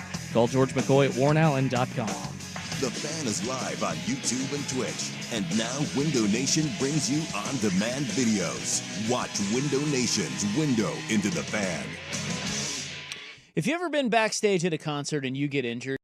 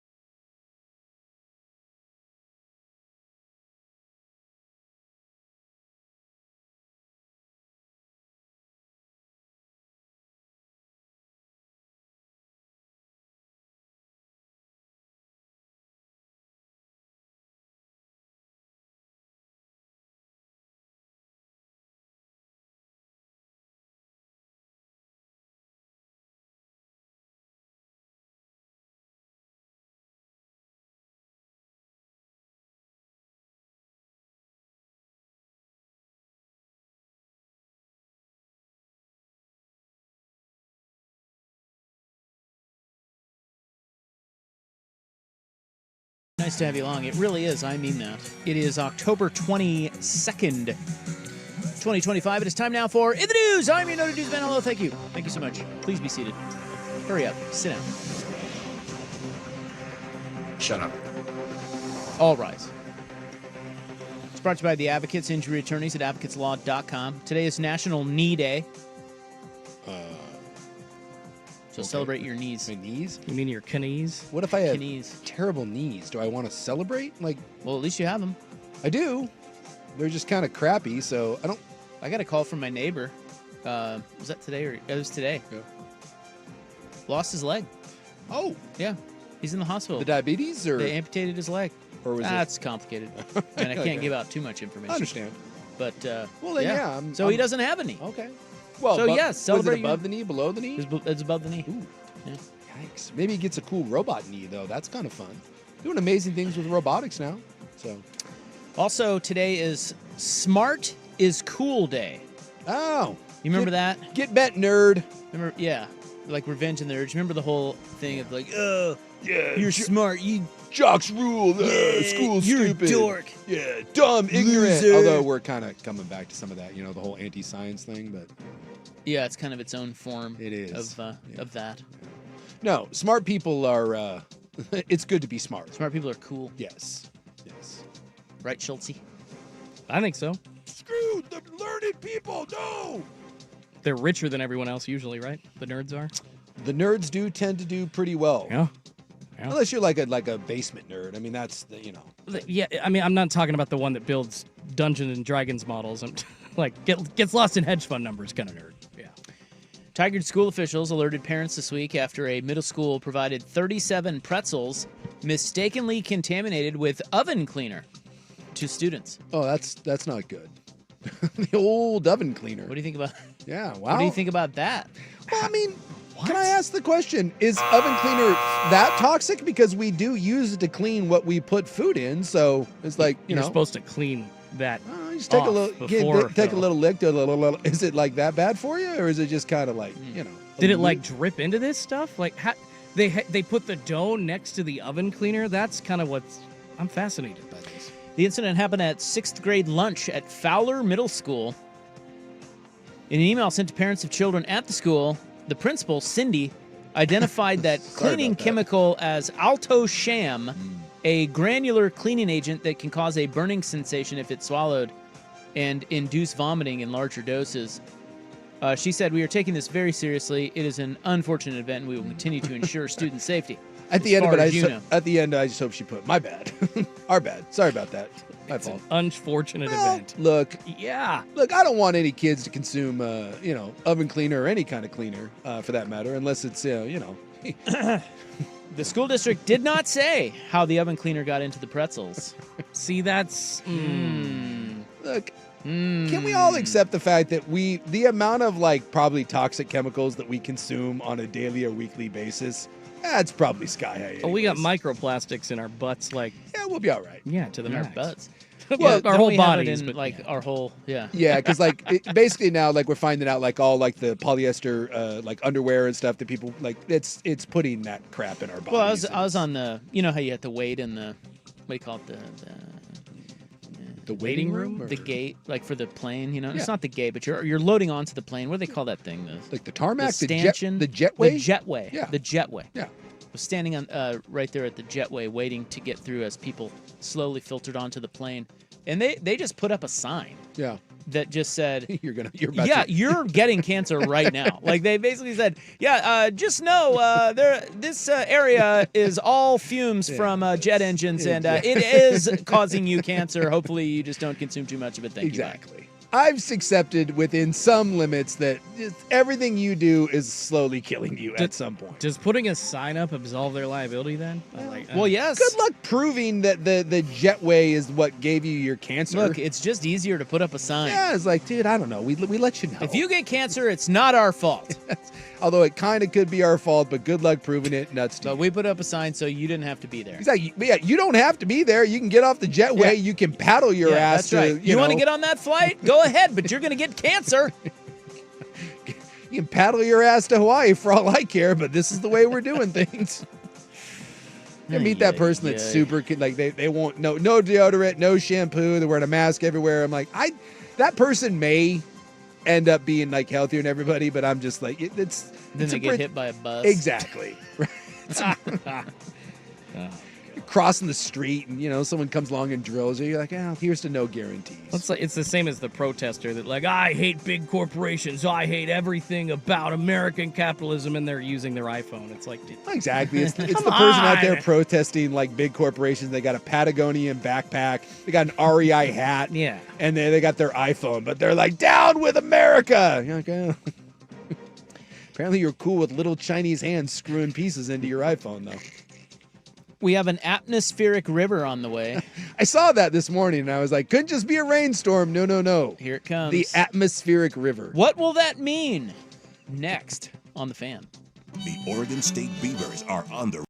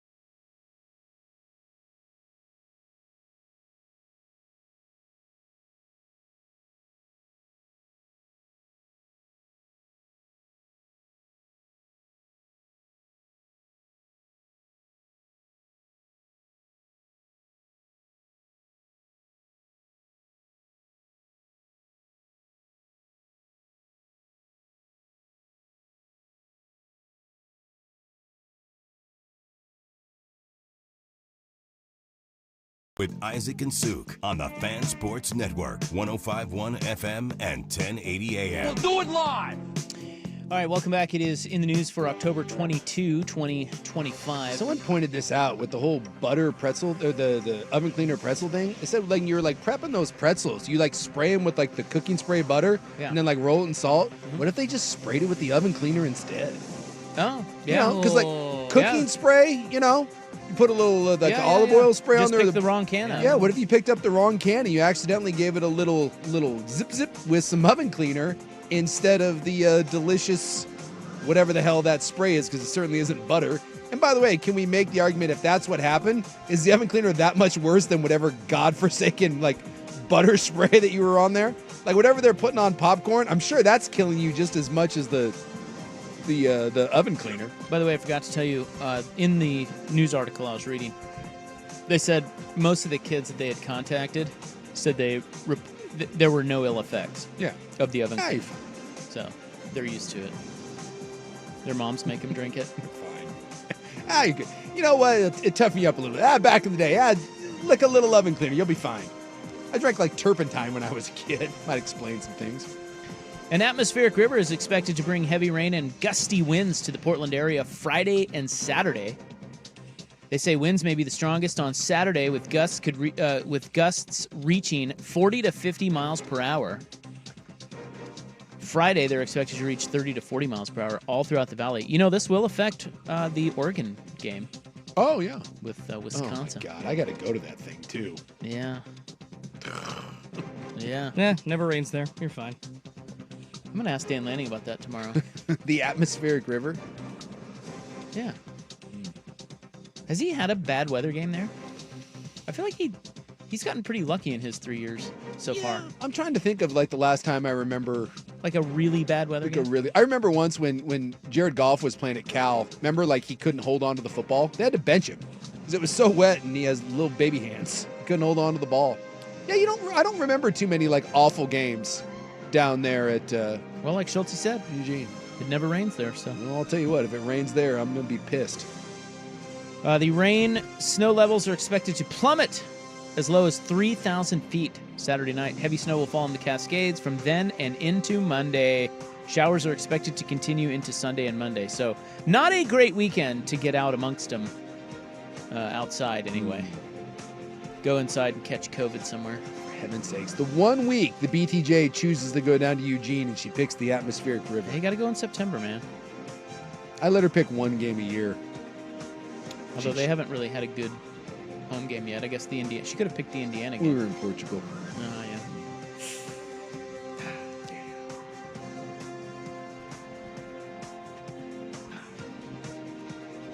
And finally, Portland's Lovejoy Fountain Park in downtown was seen Wednesday morning overflowing with mounds of soapy bubbles spilling onto the sidewalk. That's an old classic. I do love that. Yeah. I remember those days. I've sudsed a fountain or two. Love a good foam party. Hell yeah. Back in the day, we used to do the instant mashed potato flakes and you could do that one too. The spokesperson for the Portland Parks and Rec team said, these sorts of things, they happen. We don't encourage it. No, but it's all right? But it's like, it's some grade schooler or some middle schooler somewhere. Oh, you're not doing anything that's causing any sort of permanent damage. They do have to drain it and refill it. Okay. To make it suds free. So it's a mild annoyance, but But the same spokesperson said, we don't anticipate any issues or concerns. Basically, they're like, whatever. Yeah.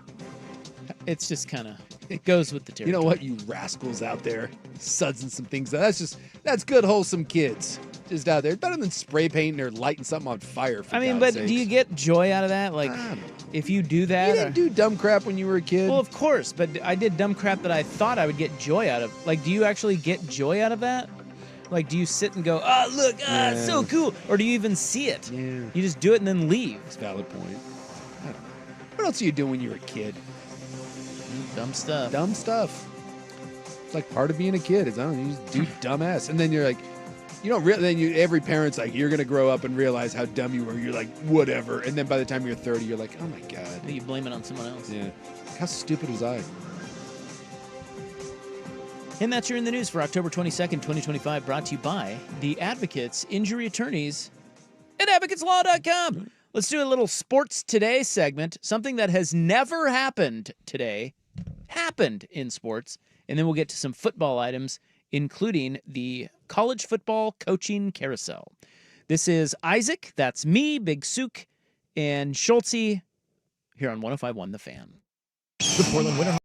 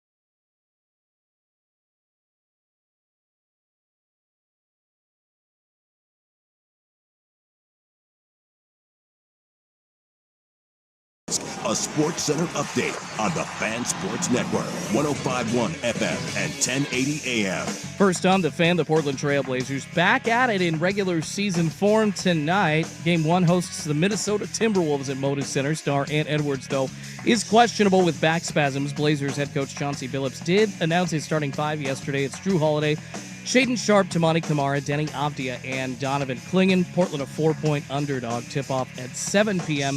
on KATU Channel 2.2. Some other action in the NBA right now. The biggest games looking like first the Magic hosting the Heat. It's a high-scoring affair, only 6 minutes into the second quarter. Orlando leads that one 57-52. About 7 minutes to go over in Charlotte. The Hornets lead the Nets 51-42. And right now, this is ESPN game. Knicks beating the Cavs at home in New York 44-38. About 5 minutes to go in the first half in that one. And on to the NFL. The Jets benched quarterback Justin Fields in favor of Tyrod Taylor earlier this week, although unfortunately now announcing that Tyrod Taylor dealing with a knee issue. Head coach Aaron Glenn says they will have a quarterback, but not announcing who the starter will be this weekend. More sports scores and stories in 30 minutes. I'm Schultze from the George McCoy at Warren Allen Sports Desk. Hurt missing work? Insurance companies acting like jerks? Don't call your mom. Call George McCoy at warrenallen.com. The home of dirt and spray.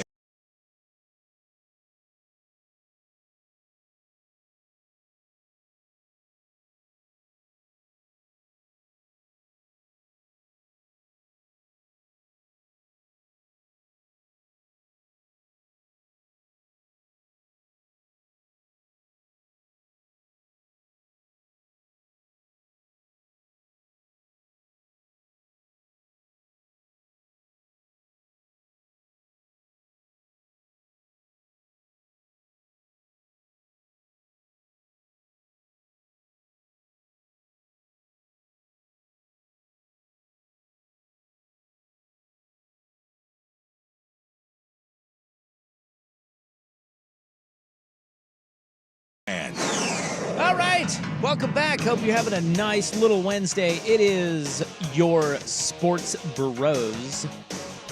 I am Isaac. Big Sook's right over there. By the way, I just looked up the report. 80% chance of rain at kick for the Oregon-Wisconsin game. And so super windy. Plan accordingly, Duck fan. Apparently it does rain at Autzen, or at least it will. 80% chance at kick. We also have Schultze over there. Somebody texted us earlier and said, what have you done with Buck? Well, if you don't know, Buck has left the program. Buck quit. He didn't like us, so he left. I secretly think it was a Alex Jones-type conspiracy. I believe his wife, who dominates Buckley, I believe his wife no longer allowed him to work at this fine station. He moved on to big-time TV. Yes. He's like a producer or something. He's working behind the scenes with Adam Bjornson. Yep. Over at the CW and was that Channel 2, I believe? 6. Coin. Come on, man. Yeah. Home at Jeff Gianola. Well, only for like another month. Yeah, Jeff Gianola's stepping away. Yeah, they're doing the big Jeff Gianola parade. I saw they got a chair out there for him and everything. I saw an ad on that channel for they're calling it Jeff Gianola's Journal, where he talks about some of his favorite stories. Does he use the quiet voice? Before he waltzes off into the sunset? Does he use the Garth Brooks quiet voice to let you know that he's taking this very seriously? I do love him. I actually have. Oh, he's great. Well, when I read news before sports, I modeled partly after him. So I always watched him as a Did kid. you really? Yeah. You got a little Jeff Gianola in you, do you? Yeah, if I'm reading straight ahead news, yeah, absolutely. How would you read like Jeff Gianola? Like, what did you pick up from? The cadence, just the very slow, thought out. Like here, it's just trying to make sure that you actually like make sense when you're talking, and you don't just speed through stuff. I don't know. I'm trying to think of like I can't. What do you want me to like come up with like a fake news story? I twisted him into a pretzel yet again. Poor little It's so Schultze. easy to do. I just love in the news when like they're reading like a happy story and then it goes to something somber and then you have to take it down an octave like this to let you know that a horrible thing has happened. And then right after that, like, and here's weather now. Actually, I think anchors do a bad job at that nowadays, especially talking about a death. I always try to like lower. It's like such and such has passed away, like at the end. Well, I always hated that. I don't know why they do that. Just read it to me. I can Because handle it. I don't. You can, but the guy or the gal that was related to that person or loved that person may not be able to handle that. All right, so. God. We had that once. Remember, we were reading a story on In the News where someone down in Bend died, like in a skiing accident. And my one of my favorite bartenders at my drinking establishment, he listens to this dumb program. That's how he found out that his friends had died. And I was like, boy, that is not did we how. lower our voice? Yeah, that is no, we did not. Trust me, the last thing you want to Was hear he from offended by that? he understood. Did he want a lower voice? I felt bad because you should not hear bad news, personal bad news from this program. This is not where you want to get death news. I gotta walk For things like this. We're not necessarily the best at handling sensitive topics. Speak for yourself. That's the lowest voice ever. Ever recorded. Just wait.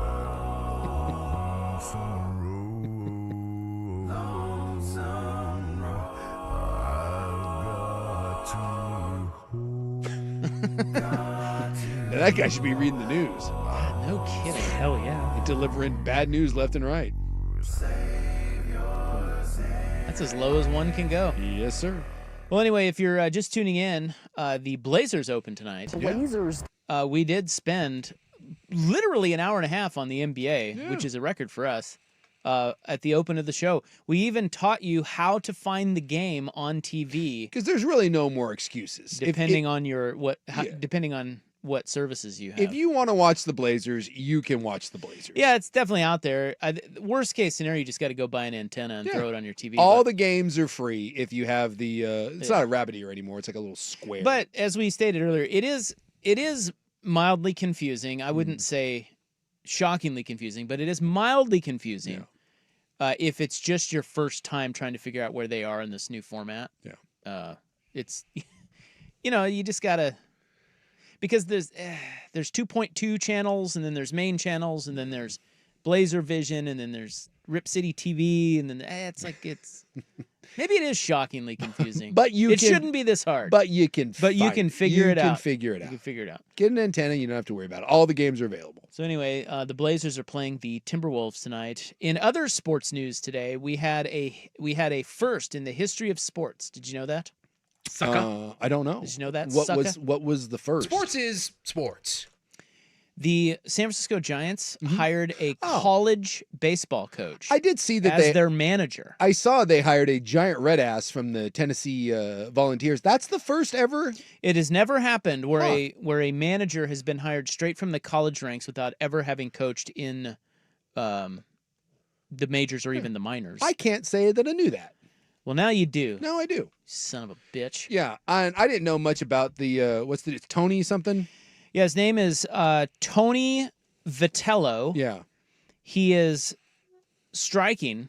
A lot of the ladies like him. He's a handsome fellow. He's got like a Pedro Pascal thing happening for him. But like a lot of other college baseball coaches, giant red ass. Yeah, I saw that's the thing with someone put together like a little like montage of him losing it. My word. Yeah, I don't know what it is about college baseball coaches, but I don't know. They're worse than basketball coaches, I think. Yeah, they're in college. Very, very fiery. So I'm intrigued by Wasn't how that's Augie Garrido like he was the old Texas coach? Yeah, he was the Bob Knight of college baseball. He was like revered and he was beating everybody up and I'm intrigued dressing to see everybody down. Like how that is going to play. Like it's one thing if you're yelling at, the umps, but like how does a major league clubhouse handle a younger manager that is a yeller and screamer? Well, he played at Missouri. Yeah. And so that's a red flag right there. Yeah, those ninnies from Missouri. He also coached Max Scherzer there, and Scherzer said Scherzer came out and said he's a great dude and a great players coach. I mean, the hire is probably this. It's like Buster Posey is in charge of the Giants now. Mm-hmm. And a lot of these baseball managers now, they really don't make a lot of the decisions. A lot of the decisions, particularly on who faces who and what pitcher and when, all of that is analytics driven. Sure. And so really the manager is more just the face of just kind of pulling off the analytics moves that they want done. And your job is to manage the clubhouse. And then, get in the clubhouse and make sure everybody's, like nobody's fighting. Yeah. That's pretty much it. Yeah. Well, he is, how old is he? Because he looks very young. I don't know. It doesn't say. Nobody knows. He's 20. No. I'm not sure. 47. Okay. Oh, okay. So he has won a College World Series. He's been last year, didn't they? Yeah. No, did they win? He said College World Series 2024. Well, but he went to the College World Series. Did he win the College World Series? Yes, it says Tennessee. It says championships. That team won. Are you serious, Clark? It does, unless Wikipedia is lying to me. He's been Coach of the Year a couple times, so. Can I just say I don't get the backlash about this?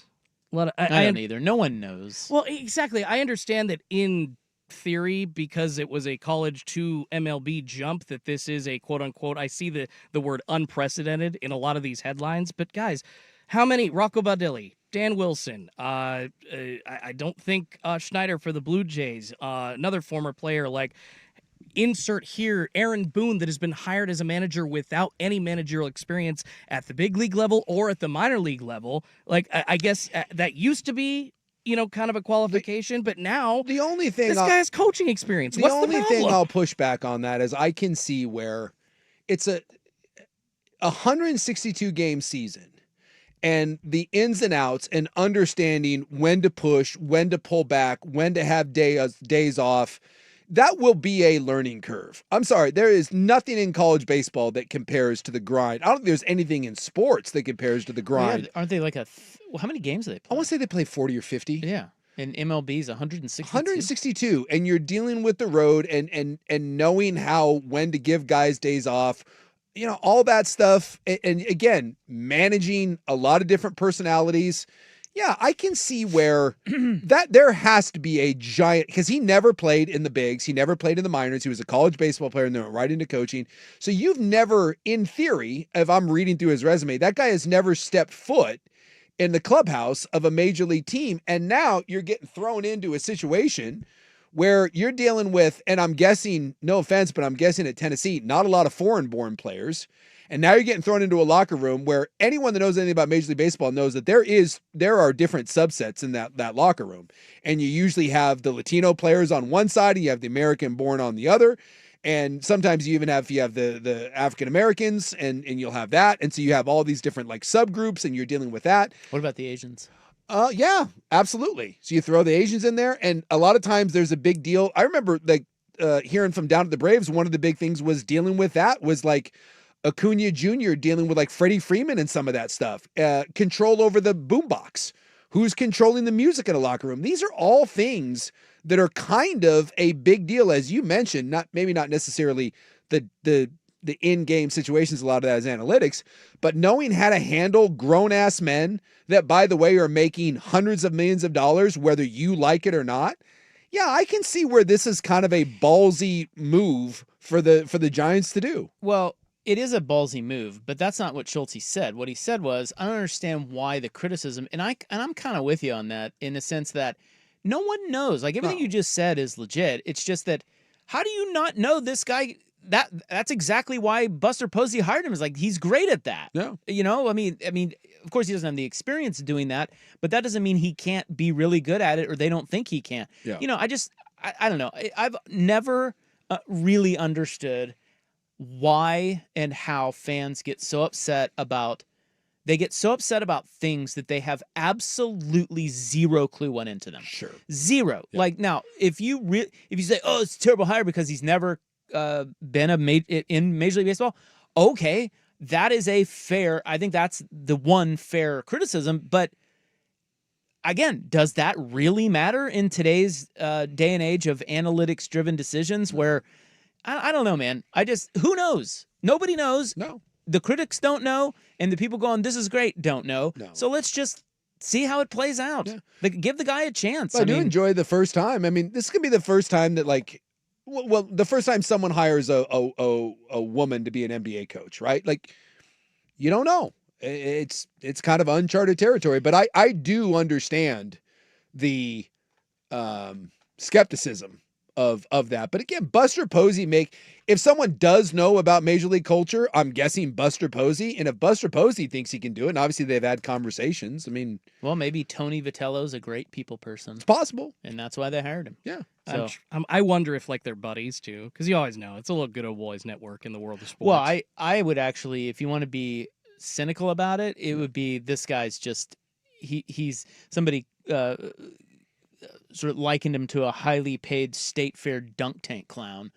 In other words, he's just he's a guy who doesn't really have a leg to stand on to push back against you and what you want. And again, that's the analytics, that's the put this pitcher in, that's the hit this guy today against this pitcher, you know, that type of thing. Tony Vitello is not going to have a lot of legs to stand on of here's what I want to do, and that's maybe exactly what they want. He's Posey's bitch, his yes man. Right. And that's kind of what there are a lot of folks in baseball who say that's what managers have become. Yeah. Well, I mean, you'd make the argument of the major four sports, like I can't speak to soccer, but if you were going to hire someone to be, what did you call him, a dunk tank? Highly paid state fair dunk tank clown. Baseball is the only one that you could pull that off with. It's amazing the way I don't hear any applause for that. You certainly couldn't. I mean, there's just the schemes are it's too much in all the other sports. Oh yeah, baseball. Yeah. Exactly. Different. There is an element of just baseball. Do what I want. Yeah. Look pretty for the ladies, and make sure the Latino guys don't beat up the white guys. It's like vice versa. Like someone asked, "Is this a prison gang or Major League Baseball?" I'm telling you, if you talk to people in baseball, it is a prison gang sort of mentality. Yes, there are a lot of subgroups inside when cultures collide. Yes, it can be a thing. Absolutely it is. All right, so the Giants hire Tony Vitello of the Tennessee Vols. Was it Sammy Sosa that was that Sosa was a notorious? He would play Latin music as loud as humanly possible, and it pissed a lot. And a lot of people off. And I'd also like to point out, and this needs to be said too. Look. Guys from different cultures have different customs, and that should be copacetic to most people, and probably is. Yes. But baseball always has the one hick backwards white guy that wants to do it the right way, who is offended because he's a racist, and so that's what you have to deal with. There's always that guy. The Aubrey Huffs of baseball. The world. Exactly, baseball has those dudes, and Tony Vitello's now going to have to navigate that. Although he may be one himself, I don't know. Maybe the Giants are. Maybe this is what it is. The Giants are just going to be all white guys, all Southern white guys. Bunch of Mark Graces out there. Let's go.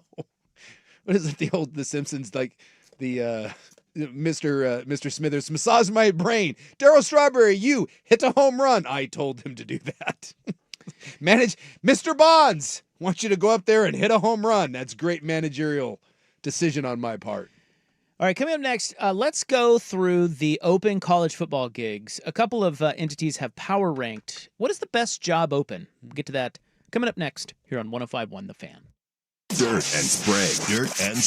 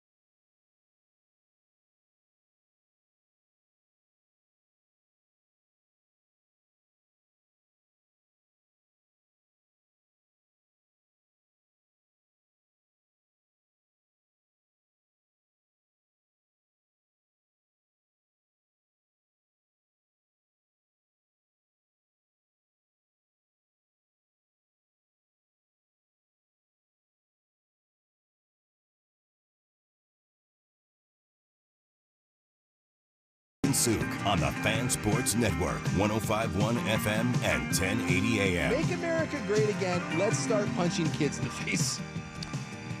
All right. Now to... That's a big deal. Thank you very much. College football. We lost another one, Jace. We did. Yeah. What did we lose? We lost another one.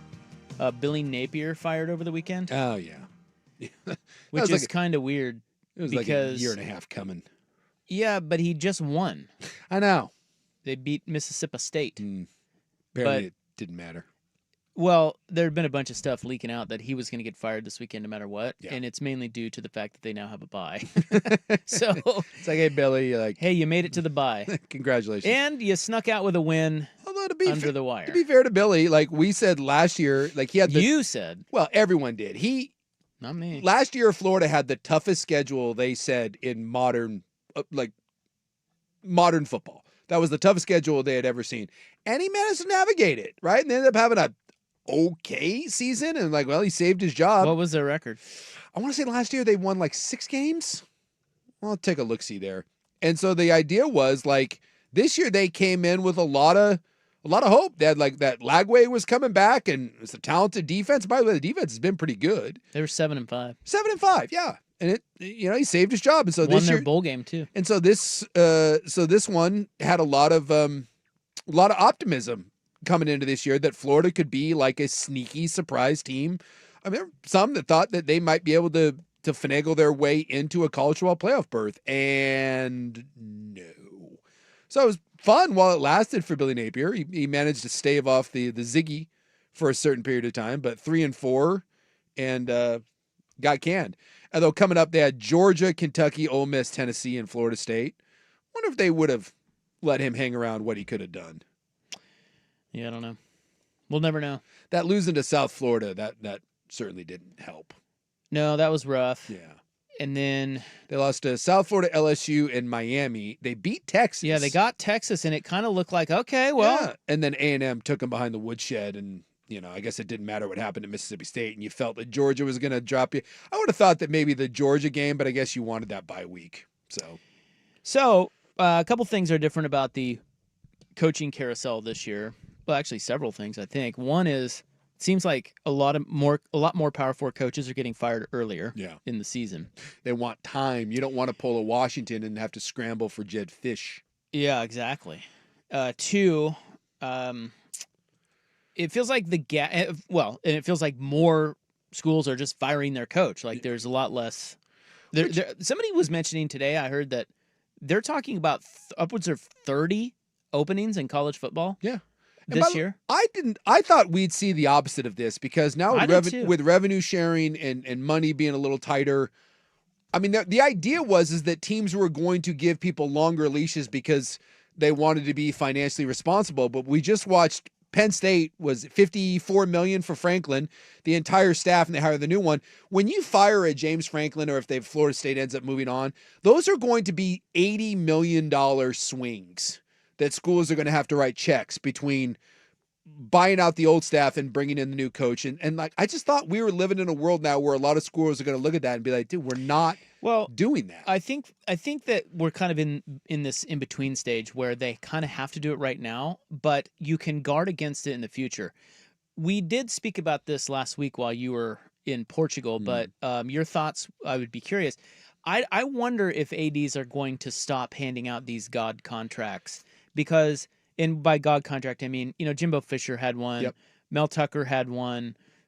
Just in order to get your guy, agents are bending ADs over, saying it's got to be 10 years, it's got to be almost all guaranteed, the huge buyout, all this stuff. Signetti just got one. Yeah, Signetti got. I just feel like, in Indiana just said, look, this is what we have to do to keep our coach. We finally have a guy, and we've got to keep him. So maybe Signetti, maybe that answers the question. But I wonder if moving forward, coaches aren't going to get shorter deals that are way more front-loaded. Like, they're just going to pony up and get some serious cash in the pockets of these coaches, makes them happy. But if it doesn't work, 3 years, 4 years, whatever down the road, there are easier outs and less buyout money attached to it for the schools. See, and I think some of the smaller programs are going to attempt this. The problem is, and this is why I have such an issue with the NCAA, it pisses me off so much. The NCAA right now is crying for the score or the SAFE Act. They're begging the federal government to come in and protect themselves from themselves. They have created this problem. They are literally handing out to people that have been a coach. And by the way, I think Cignetti is a great coach, right?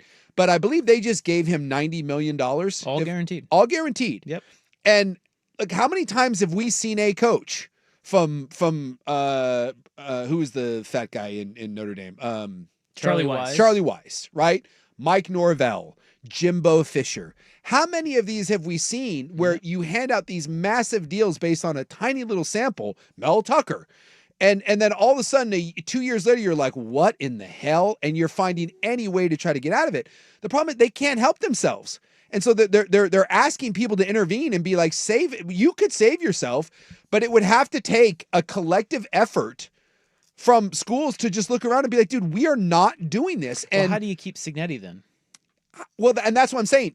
You would have to get together as a collective group and say, we're not, college football needs to tell college coaches, dude, you are not getting 90 million guaranteed. It's just not going to happen. But the problem is, and like I said, I think some of the smaller schools, this may just be that they don't have the money to do it. But if Indiana won't do it, Florida will. And if Florida says, we're not going to pay the freight, Ole Miss will. So no, I don't know how. They need to do it. They need to be rescued, but no one has any self-control. Well, the other thing too is the Big Ten, and I'm sure if they end up signing this deal, other leagues will follow suit. The Big Ten's about to dip into a private equity $1.5 billion private equity deal. I think it's $2 billion, whatever it is. So they're going to have more cash than they know what to do with. So which is a lot of the reason why some people are thinking that they fired James Franklin, is that they thought this cash was coming in. So maybe it will only get worse. I would just think that somewhere down the line, schools get a little smarter about this, but coaches just have them over a barrel. Yep. Like Kurt Cignetti's at Indiana. Nothing better has ever happened to Indiana football. No. Other than that guy. Yeah. And so Penn State's going to come calling for him because they just fired their coach. Yeah. You just won at Oregon. Your program has never been higher profile. It's all due to him. He's from Pennsylvania. How the hell are you going to keep him short of him just saying, yeah, I want to be with you. Let's work something out. You can't. It sounds like he said he wants to retire at Indiana, but I'm sure $93 million guaranteed helps him say that. Yeah. Because if he went to them and they were like, God, man, we'd love to, but we can't. And then the Florida job opens up. Well, I mean, bye. But like I said, I think the Penn State job may be more interesting to him. Sure. Because he's a Pennsylvania guy. Yeah. But yeah, everybody has that job. We saw it with Cristobal to Miami. We saw it with Taggart to Florida State. The guys all have those. Well, it would be criminally stupid because coaches know, dude, you're the S 1 minute and you're dog S the next. It would be criminally insane for someone to offer you $100 million in guaranteed money and for you to stay somewhere that's offering you $15 million. You can't do it. You just wouldn't do it. There's just no way. And then the other problem that you have in college is, you only have a handful of power brokers. Who was Saban's agent? Jimmy Sexton. Jimmy Sexton. Yeah. So who was also Jimbo Fisher's agent? Jimbo who was Fisher's also Willie agent, Taggart's agent, and he's Lane Kiffin's agent, and he's all of that. So what happens is Nick Saban retires, and Jimmy Sexton gets on the phone, and he calls. The first call I'm sure he made was to Texas, who he also represents with Steve Sarkisian, and was like, "Well, Sark will be interested in this Alabama job unless." Sark got an extension out of that. Norvell got an extension out of it. Dan Lanning got an extension out of it. Lane Kiffin got an extension out of it. So as soon as one of these jobs opens up, there's only like 6 agents that matter in the world of college football. And so they just, anytime there's an opening, Dan Lanning was going nowhere, but Dan Lanning got I think he's making 11 now. And behind the scenes, people talk about, and it's kind of whispered because no one really knows the actual details, but I've heard people say that in order for Lanning to leave, it won't happen, that Nike has basically given him essentially a deal that you can't walk away from. He has generational money coming in stock options and whatnot that have nothing to do with his salary. That there's not a school in the country that can give him a deal financially that will touch anything that Oregon's doing. But as soon as that job opening came up, I'm sure Lanning's agent was on the horn and being like, well, would you like my client here? And because we no longer want to make $6 million, we'd like to make 11. Hey guys, really quickly to throw a wrinkle into this whole conversation, specifically about James Franklin, some buyout details might open our eyes a little bit on this. This is from Front Office Sports, and thank my neighbor, the HOA president, lives 2 houses down from me with a big Penn State flag for pointing this out. So his 2021 extension actually contained some buyout language as well as some offset language. If Coach Franklin finds employment in the next 6 seasons, that actually will be taken away. That amount will be taken away, offset from the total that Penn State owes him, and he has a duty to find work. So James Franklin will get hired somewhere, and that was a big decision. I'm not sure many people knew about that in Penn State's pulling the lever to fire him. They could owe him 50, but they could owe him 10. So they could save some money there. Exactly. Yeah, I think it's an interesting time. Like I said, that's a first sign that it's like, hey, we want you here. We're gonna pay you, but there's gonna be some checks and balances here. That is actually a really good idea. If you're a school, it is, yeah. If you're a school and you have any sort of leverage and be like, cool, man, you want the $100 million guaranteed, great. It's a little more dangerous if you're paying an older coach that if you fire him, he may walk away, but Franklin's in his 50s. He will come back and coach again. So yeah, that is a way that you can kind of protect yourself. But I just don't see how the genie can't go back in the bottle. It kind of actually it doesn't have to, because they're just going to keep swimming in money and they're going to keep making more and more. So it may not ever change. But I think Cignetti is interesting because Indiana might have just gotten lucky in a sense that he's old enough. He's in his 60s. I think he's in his. No, he's like 62. Oh, you're right. He's like, because he said 8 years. Yep. I think what they did was they went to him and they said, "We want you here. We're going to keep you here. How long do you want?" Yeah. And he's like, "I want to coach till I'm 70." I think you're right. He's 64, and I think 8-year deal, 72, something like that. And I'm out. Yeah. Because he said, "I'm going to retire at Indiana." Yeah. So they probably worked all that out and said, 8 years, we can live with it. We know you're a good coach. Even if things go south, you get 8 years. Yeah. Here's the money. Yeah. Stay here." Yeah. And so that scenario is a little bit unique. Okay. Yeah. So I kind of can actually get behind why Indiana would do that, because even if it goes south over the next 4 years, the guy can coach. It's not like he forgets how to coach. Just that's your guy. You're Indiana. Yeah. You're not getting any better. Just lock him up. Yeah. Do everything you can and live with the result of that. Yeah. I understand that. Texas A&M, Jimbo Fisher, no. Mel Tucker, certainly Florida State doing that with Mike Norvell, that's dumb. Yeah. You're Florida State. Yep. So I kind of see the Cignetti one. Now, there is another one coming up, and let's take a break, and when we come back, I think there is a guy who is in the he's a really hot coach. Mm-hmm. He is at a school that is not a traditional blue blood. Mm-hmm.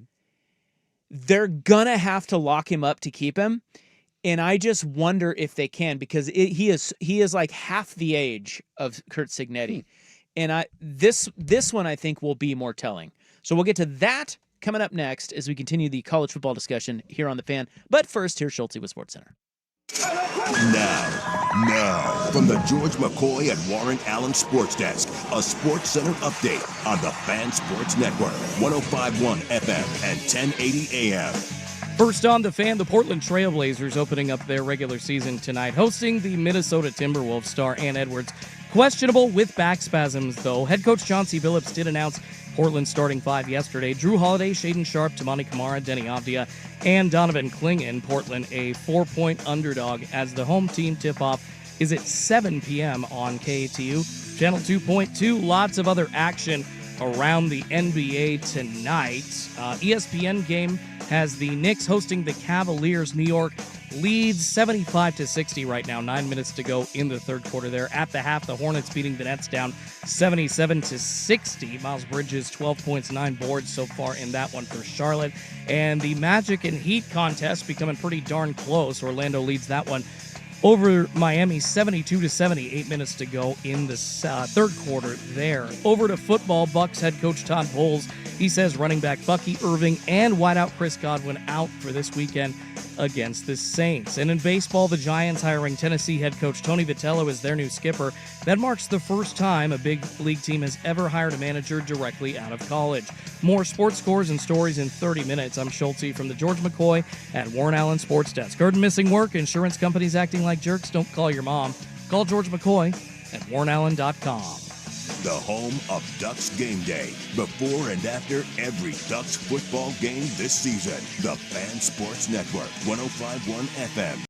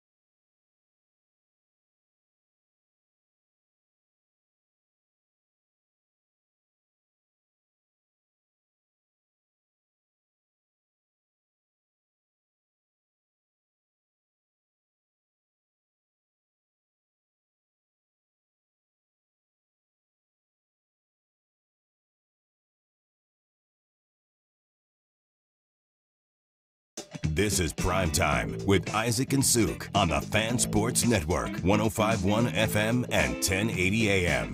Okay, we're talking about college football coaches and the coaching carousel. And the gap between jobs is the smallest it's ever been. Yeah, it used to be that there was a handful of jobs that were considered just better than everything else, and I don't think that's the case anymore. I think there's a lot of good jobs, and that I think is what is that's a big thing when we're talking about this, because so I want to focus on 3 jobs that I think are examples of what we're talking about. One we've already talked about, and that's Indiana. The second one is Kansas, and Kansas, who has been the doormat of college football for so long and went through coach after coach after coach trying to get it right, finally found their coach in Lance Leipold. But much like Kurt Cignetti, he's 61 years old. What ended up happening, what I think is interesting, is that schools like Kansas and Indiana, non-traditional football powers, are stepping up to keep their coaches. But those 2 in particular had older guys who basically said, look, if you want to keep me, pay me a bunch more money, which Kansas, I think, is paying Leipold upwards of $7 million a year now. Yeah. Cignetti's now getting upwards of, what, $10 million a year? Sure. I think with this new thing. Yeah. They're saying, the coaches are saying, just give me what it takes to compete. That's what they want. And so when the gap between jobs is at its smallest ever, these schools are able to now give these coaches what they need to compete. For Leipold, it was assistant coach pay, the assistant coach pool. He wanted that bumped. And there were facility upgrades, which they've done. They did. So lesser schools are stepping up to keep coaches. Now, through the lens of our conversation about what contracts look like moving forward, I think those 2, Kansas and Indiana, are different because the coaches are older. I've got the third scenario, which I teased, and I want to ask you about it. This guy's really young, and this is an interesting one. I wonder if I know where you're going with this. So, I'm talking about Kenny Dillingham at Arizona State. Oh, see, I thought you might go with the ninny from Missouri. He's younger. He's like 40, 41. But that's another good. I mean, there are going to be a lot of these examples. Yeah. But the reason I stick with Arizona State is because, one, they're out west, and we've talked about them a lot. Them from the old Pac-12 days. We have been on this show together for a long time, and through that whole time, it seems like Arizona State just can never get it right. No. Right? They have had some good years, but they, again, coach after coach after coach. They have finally found a guy. This guy's, 35 years old, whatever he is. Super young. He just beat Texas Tech. He just got him to the college football playoff and damn near beat Texas last year. He has got absolutely everyone down there jonesing for football. Selling out stadiums. Dude, he's selling it out. He's running around with co-eds. He is freaking, and he's a graduate of Arizona State. Yes. So you have everything in Kenny Dillingham that you wanted, okay? Now, guess what happens when Florida fires their coach, and Penn State fires their coach, and Arkansas fires their coach? Guess who's on line 1? So this is a different scenario. Cignetti's old, Leipold's old, those schools stepped up. How does Arizona State, short of Kenny Dillingham just saying, I want to be at Arizona State because I've played here, how do they keep that guy? That's a tough one. I don't know. I wonder if you gave everyone truth serum, because you said it a little bit ago. Can I win here? Do I have what it takes to win? And I think that's the ultimate question. At Arizona State and in the Big 12, can you build a Big 10 or an SEC team? No, you cannot. You do not have the finances to do so. But you also have an easier schedule and an easier path to get playoff access. So I think it comes down to, what does a coach value, and what pool do you want to play? Kirk Ferentz knows he will not win a national championship at Iowa, and he is fine with that. He understands that that's the lay of the land. Yeah. Great fit. Him and them, and yes. they locked him up years ago. I do not believe that if Dan Lanning were at Oregon 20 years ago, he would not stay at Oregon. No, he'd be gone. He'd be gone. Yeah. And maybe not. Like, I agree. He wouldn't stay. Because he wants to win the big one. He wants to win the big one. And so that's the thing, is you don't You don't know.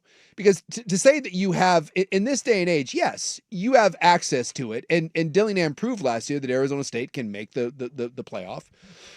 And Arizona State can win games. Arizona State cannot win a national championship as things are constructed. They won't. You can get there and they can have good season, they can run, but he knows they're never going to have a team that week to week is going to be able to beat Oregon one week, Ohio State the next, Texas, and then. So they cannot keep Kenny Dillingham.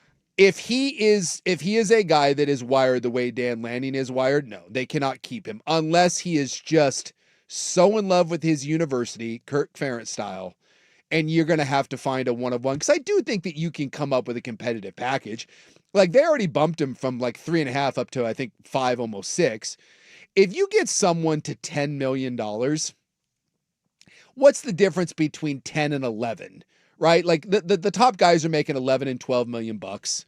And if you can get to 9 or 10, and you have a state, especially that doesn't have income tax. And well, you can pay him more. You can pay him. But can you get him the things that he values to compete? Probably. And I guess that's what it comes down to. And that's what it comes down to. And the answer is, if you ultimately want to play in the deep end of the pool, no, you cannot. Arizona State will not be able to keep up, and they never will be, with Ohio State, with Texas, with Oregon, with places like that. And so do you think Missouri is able to keep Drinkwitz then? Probably not. Because that guy seems destined for Florida. Well, already Spurrier came out and said it, that Steve Spurrier, who knows a thing or two, said that Florida's only calling 2 people. And it's him and Lane Kiffin. Yeah. So would Kiffin leave Ole Miss for Florida? Again, that's another one. That's another one. How do you in this day and age, is the Florida job better than the Ole Miss job? I think in today's world, it's close. It's close. And again, this is the thing that we don't necessarily know. Who was the Florida coach that got fired before Billy Napier? Was it who was it? Is it Mackle? He ended up at Colorado State afterwards. You know who I'm talking about? Remember he was kind of a chubby guy. He laid naked on a shark. It wasn't him, but yeah, that was what was his name? Was it Jim? Jim McElwain? Yes. So he was speaking on the Billy Napier thing, because they were asking. Don't forget about Dan Mullen. Dan Mullen. They had him before, in between those two guys. And I think Mullen may have chimed in on this too. In fact, yeah, it was Dan Mullen and it was Jim that both chimed in, and they were. I just read an article. It was like, was he yesterday or the day before, and they were talking about that Florida job, and they were like, they basically said, are you going to say no? And they alluded to the fact that every time they asked for something at Florida, they were told no. And I think that is the stuff behind the scenes that we will never really know, is that when you're Ryan Day and you go to the administration and you ask for something at Ohio State, my guess is they tell you yes. When Dan Lanning goes to Oregon and says, I need this, my guess is the answer is always yes.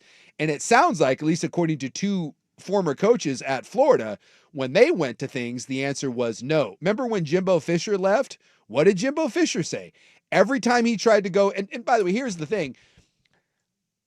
How reasonable are these requests, right? Jimbo Fisher bitched and moaned and said that he could never get anything done at Florida State. Well, what was he trying to get done? Like, are you asking for $2 million extra for your assistant coaches, or are you asking for a $100 million indoor practice facility, right? Those are 2 separate requests, and we don't really know. But I do think that is becoming increasingly more important in this day and age, is that when I go to you and say, I need an extra $3 million for my NIL, I need this, I need my offensive coordinator, I'm going to need more money for him to keep him happy. I'm going to need a free housing for my offensive line coach to make him happy. Does the university make those requests, or do they tell you no and deal with it? And I think it's things like that make the difference between, do you stay at Ole Miss or do you go to Florida? But for the Missouris of the world and the Arizona States, I'm just not certain that you're able to keep high-profile coaches from big-name programs. So still, in this new era, I just think it's where really the gap between jobs has thinned, smaller than ever. Yeah, some schools still can't keep their coaches. I mean, I would throw Kansas and Indiana at you as a retort and say, well, those 2 schools who shouldn't be able to keep their coaches did. Yeah. So I don't know. Yeah. I don't know if you're right about that. I think, again, the difference between 60-something years old and I'll let me read this I'll be text. surprised if old Eli there at Missouri is still if he keeps doing this and he makes a college football playoff. I'll be surprised if he's at Missouri in 2 years. Well, that one I tend to agree with you. I think Drinkwitz is going to Florida. Sure feels like that makes a lot of sense. You've done an amazing job at Missouri. Florida has better resources It just has than more. Missouri. It just has more. Yeah. But like you said, not everybody has this shot at Florida. Like they're only calling 2 people. So he's kind of separated himself.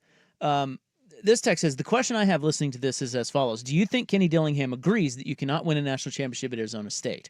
My gut is that he thinks and truly believes that he can. No, I think coaches are realistic. They know. Does he think that there is an outside shot? Sure. I mean, everyone does, and you believe in yourself and you're a super hyper competitive guy. But when he plays the better teams and you see Chip Kelly, that's the best thing I say. When Chip Kelly played LSU, never forget that press conference when someone asked him about why he likes to recruit small, fast players. You guys shut up. And Chip goes, "No, I want big, fast players like LSU has. They're hard to get here, so you take what you can get." Hey, will you shut up? Kenny Dillingham knows that he will not be a top 10 recruiter. Will never happen. And he knows that you're not going to fill 100,000 seats and you're not going to get 75,000 people that show up to your spring game. And he knows that he's not going to have $30 million to spend on his NIL roster. Does he think that he can? That's like asking the Oakland Athletics, can you win a World Series? Yeah, if the lightning strikes, are you going to win the World Series? No. Which is why these coaches leave.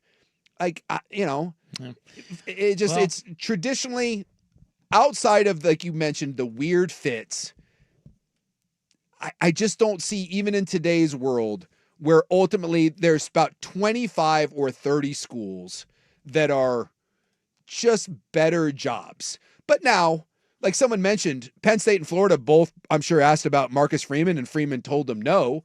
That's the thing. I think that level, going from Notre Dame to Penn State or leaving, like when you have everything you need. That's like Dan Lanning. Yes, Marcus Freeman knows he can win a national championship at Notre Dame. Right. So there are only a handful of guys. Like I think, there's not that many guys that are in a spot where it's a clear jump up. Yes.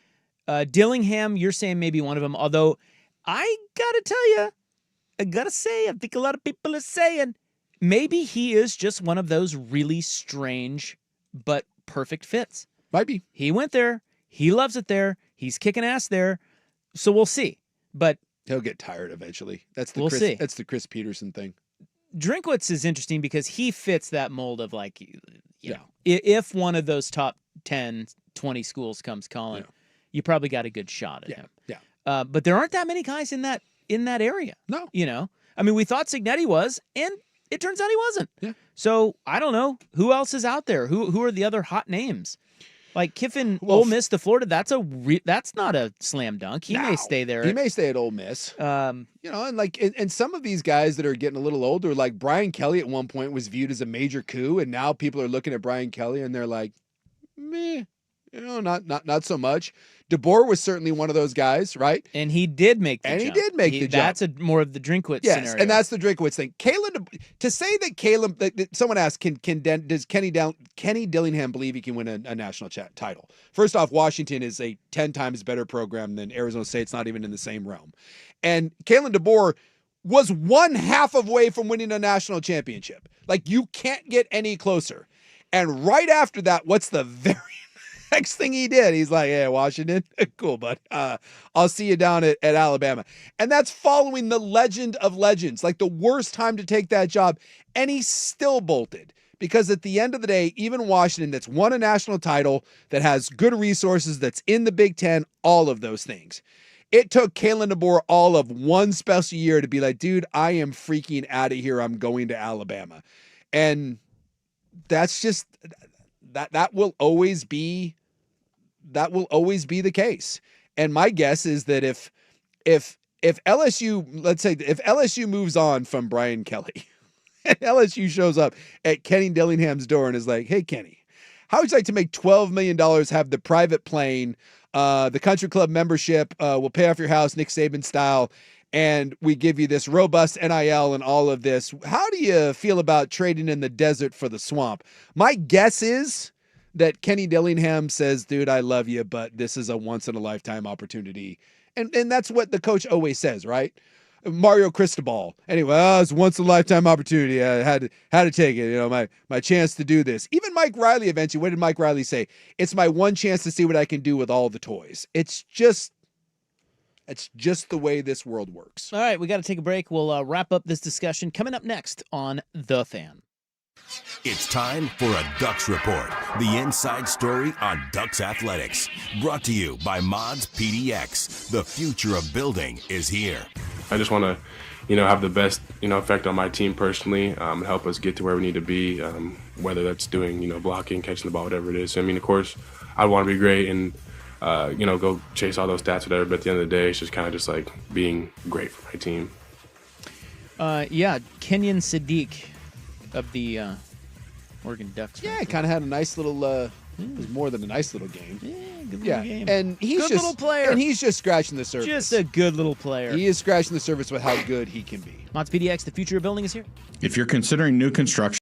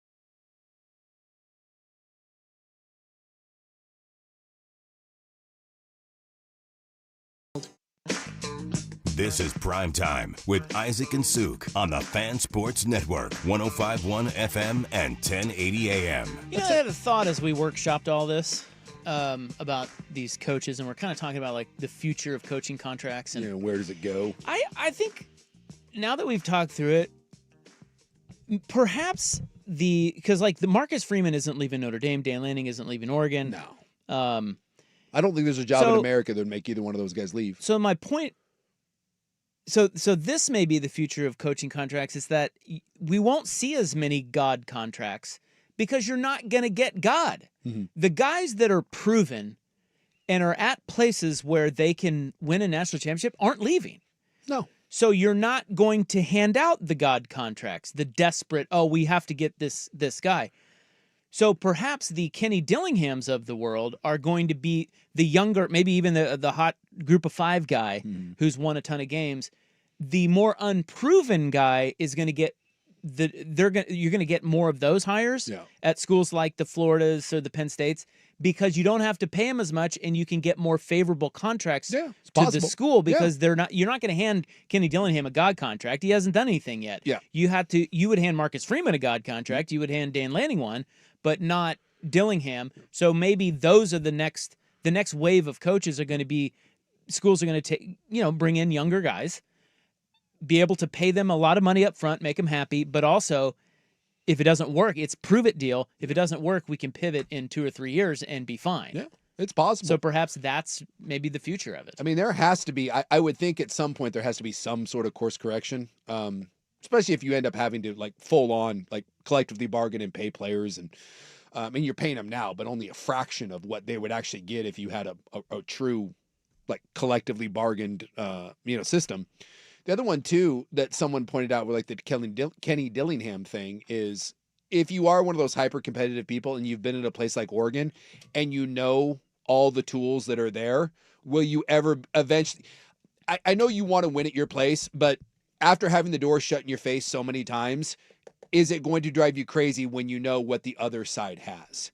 It's one thing to be happy and content with what you have, but when you know the people that you have to compete against have so much more than you, and Dillingham has seen it up close. He's seen what Oregon's resources are. But you got to keep asking. Yeah. And I think he's the type that will keep asking them if they want to keep him. But eventually, I think it becomes frustrating for people, and that's why I think ultimately people leave, not just money, but again, it's a resource thing. Exactly. Somebody else said, has Drinkwitz been amazing? It's a good program, but it's not like he's had a ton of program-defining wins. Well, I mean, he took a Missouri program and he went 5-5, 6-7, 6-7, and now he's gone 11-2, 10-3. And he's 6-1 now with a chance to go to the college football. But hold on, I don't think you need a bunch of you don't get a bunch of program defining wins when you're at schools like Missouri and Indiana and Kansas and Arizona State. Now, there are a few. Arizona State just had one. I will tell you, as a Kansas fan, as good as Lance Leipold has been, find me his signature win there. Find me before this last weekend.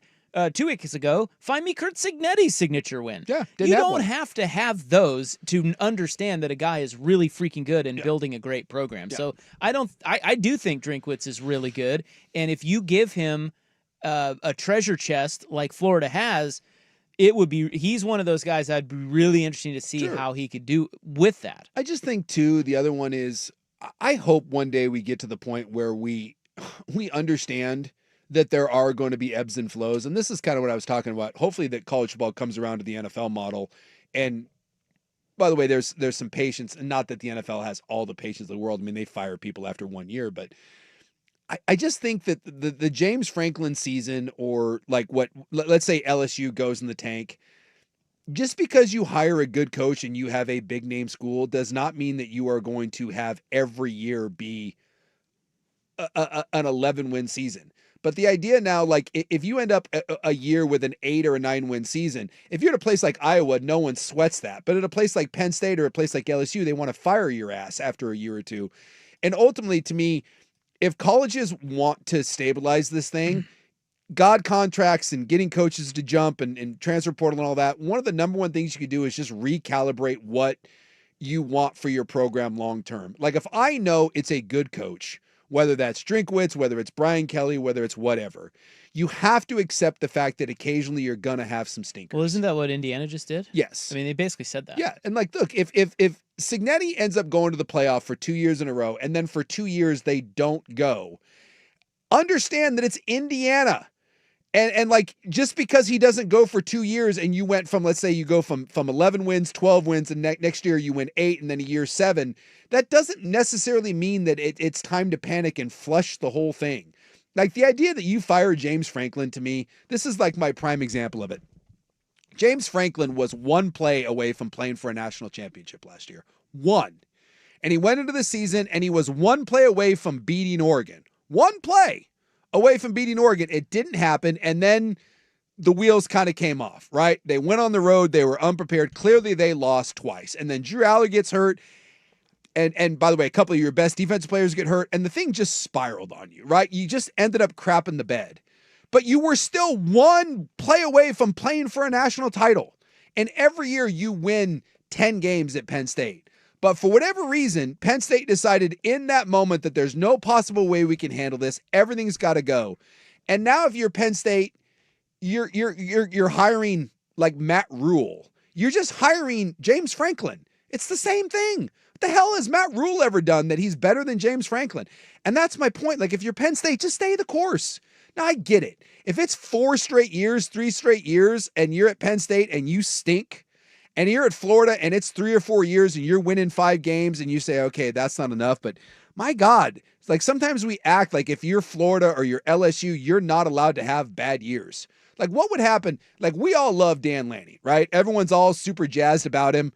What if God forbid, like the next 2 years, Oregon loses 3 games and they don't make the playoff 2 years in a row? What are people going to be doing? Well, this is unacceptable. Boy, what has Dan Lanning ever won? He never won a national title, and he was all talking, and it's 2 years. And how quickly we throw that out. And it's just that, to me, the recalibration of what is a successful program and what is acceptable on a year-to-year basis, these schools would go a long way into that. Okay, we got to go, man. It's 6:09, dude. Oh, my God. What are you doing? People extra? What are you doing? I don't know. Yeah, we gave him bonus. We got fired up about that convo, though. Yeah. We got fired up. Yeah. Sometimes we do that around here. Boy! But now we have to get less fired up and talk about stupid stuff. Because that's what the people want. Yeah. They don't want sports. Oh, Blazer pregame? Oh, yeah. I got to go. I'm going to the game. I'm out. I got to go get player audio. Yeah, I'm going to bring the Playboys. Yeah, catch my pregame interview with... Are you okay? Well, I'm trying to think of a lesser player on the team, but now I'm realizing that I don't even know who the lesser players are on the team.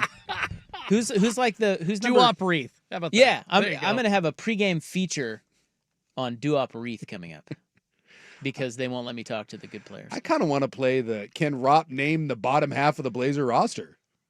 Well, I just told you that I couldn't.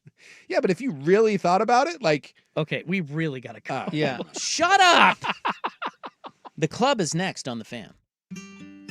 Dave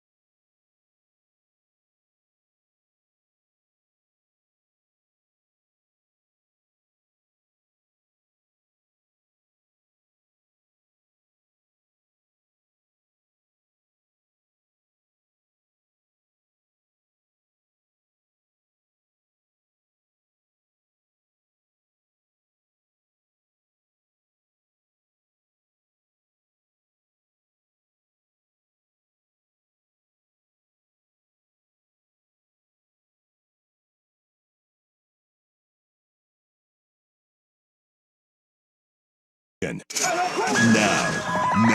from the George McCoy and Warren Allen Sports Desk, a Sports Center update on the Fan Sports Network, 105.1 FM and 1080 AM. First on the Fan, the Portland Trailblazers opening up the regular season tonight. Minnesota in town, though Timberwolves star Anthony Edwards questionable with back spasms. Blazers head coach Chauncey Billups announced the starting five already. It's going to be Drew Holiday, Shaedon Sharpe, Tamani Kamara, Denny Avdia, and Donovan Clingan.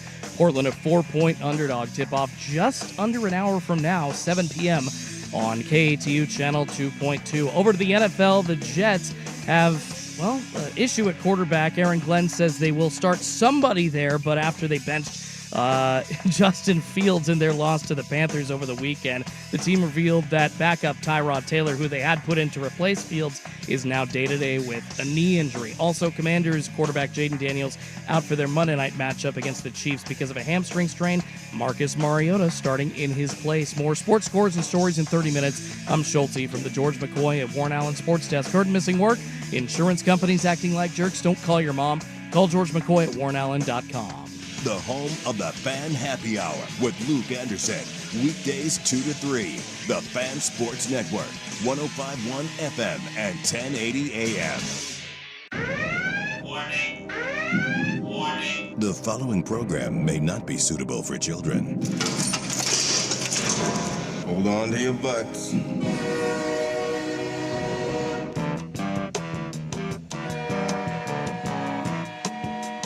As the sun sets over Slabtown, in the shadows of the Fremont Bridge, a club comes to life where you can let your freak flag fly. There's a new fiesta in the making as we speak, full kegs. Everybody's gonna be there.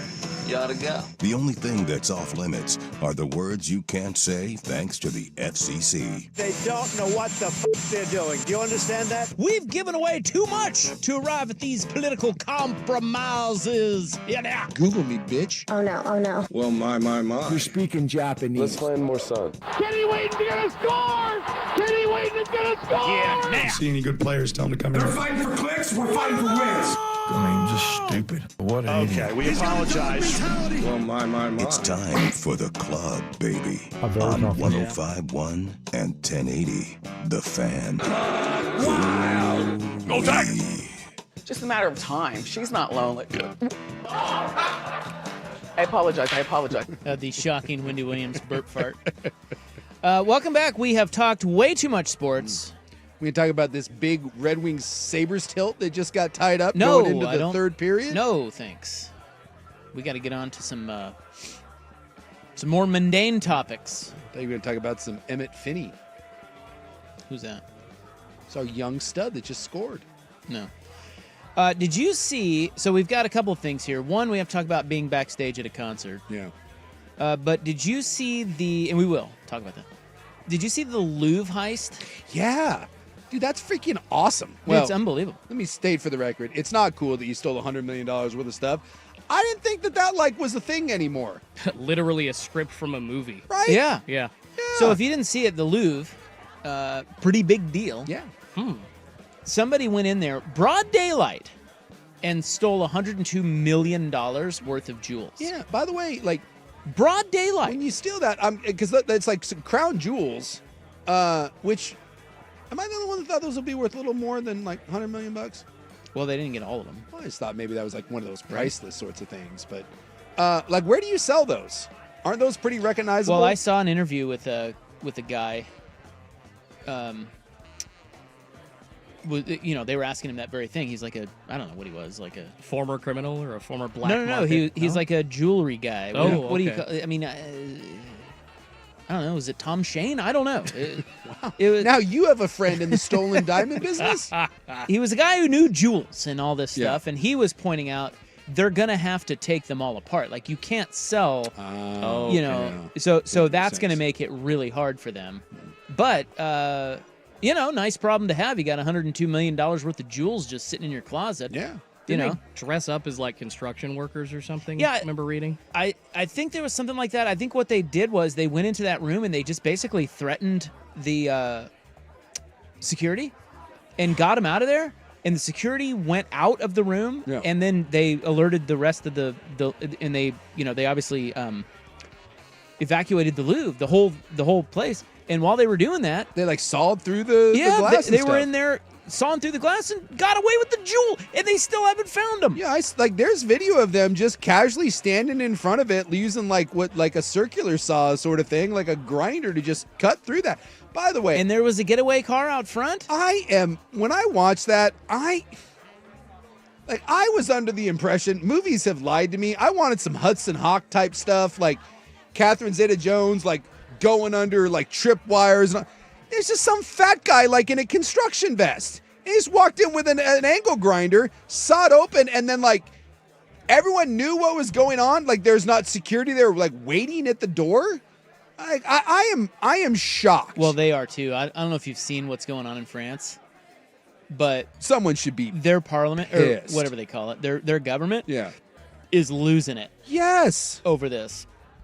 Like because it should not be that easy. The woman who's in charge came on there, or she got up there and was speaking in front of all the government officials, and she basically said their security worked as it was supposed to, and she got laughed at. Like they literally laughed her out of the room. They should. I mean, y'all see National Treasure, right? Like the Constitution of the United States is under better guard. Like, good Lord, there every single door you go to that building in D.C., there's guards. There's guards surrounding all of the most expensive stuff. It's just that's maddening to me. Well, apparently they used a lift. They used a lift to get up there. Well, they did. They were pretending to be construction workers. Yeah. So that's what they. But it was way easier than you would think. Yes. For them to steal. And then to get away with it, like they jumped in a car and drove off. These are like stuff that like Napoleon had. These are Napoleon's like diamonds that he gave to his one wife, of his wives. I think his third wife. Yeah. Yeah. How many wives did he have?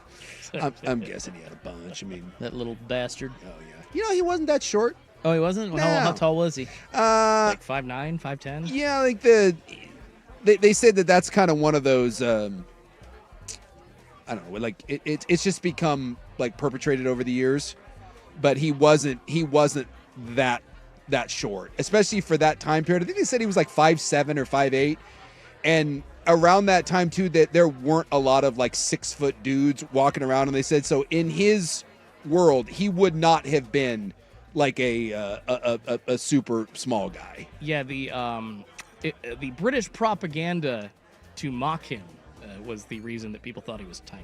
So. Yeah.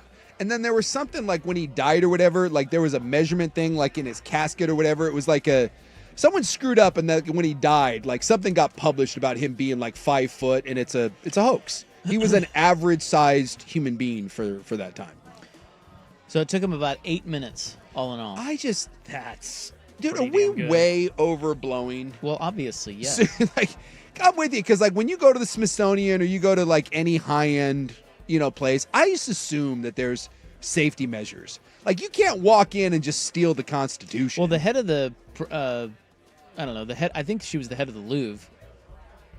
She's under fire, obviously now. Head of the museum. She said that she's always said that they need a police. They need their own police. Yeah. They need their own police station there. Well, why wouldn't? I got a buddy that owns a liquor store, and he got his store broken into a handful of times, and so he just got these big, giant-ass metal doors, like that cover the whole front. And all you do is you just press a button, and it comes down like an accordion, and now you just have a big steel door in front of you. By the way, it costs like $20,000. So I got an idea. Well, it's a little smaller than the Louvre. But the Louvre has a lot of money. So at every entrance to where the crown jewels are, I got an idea.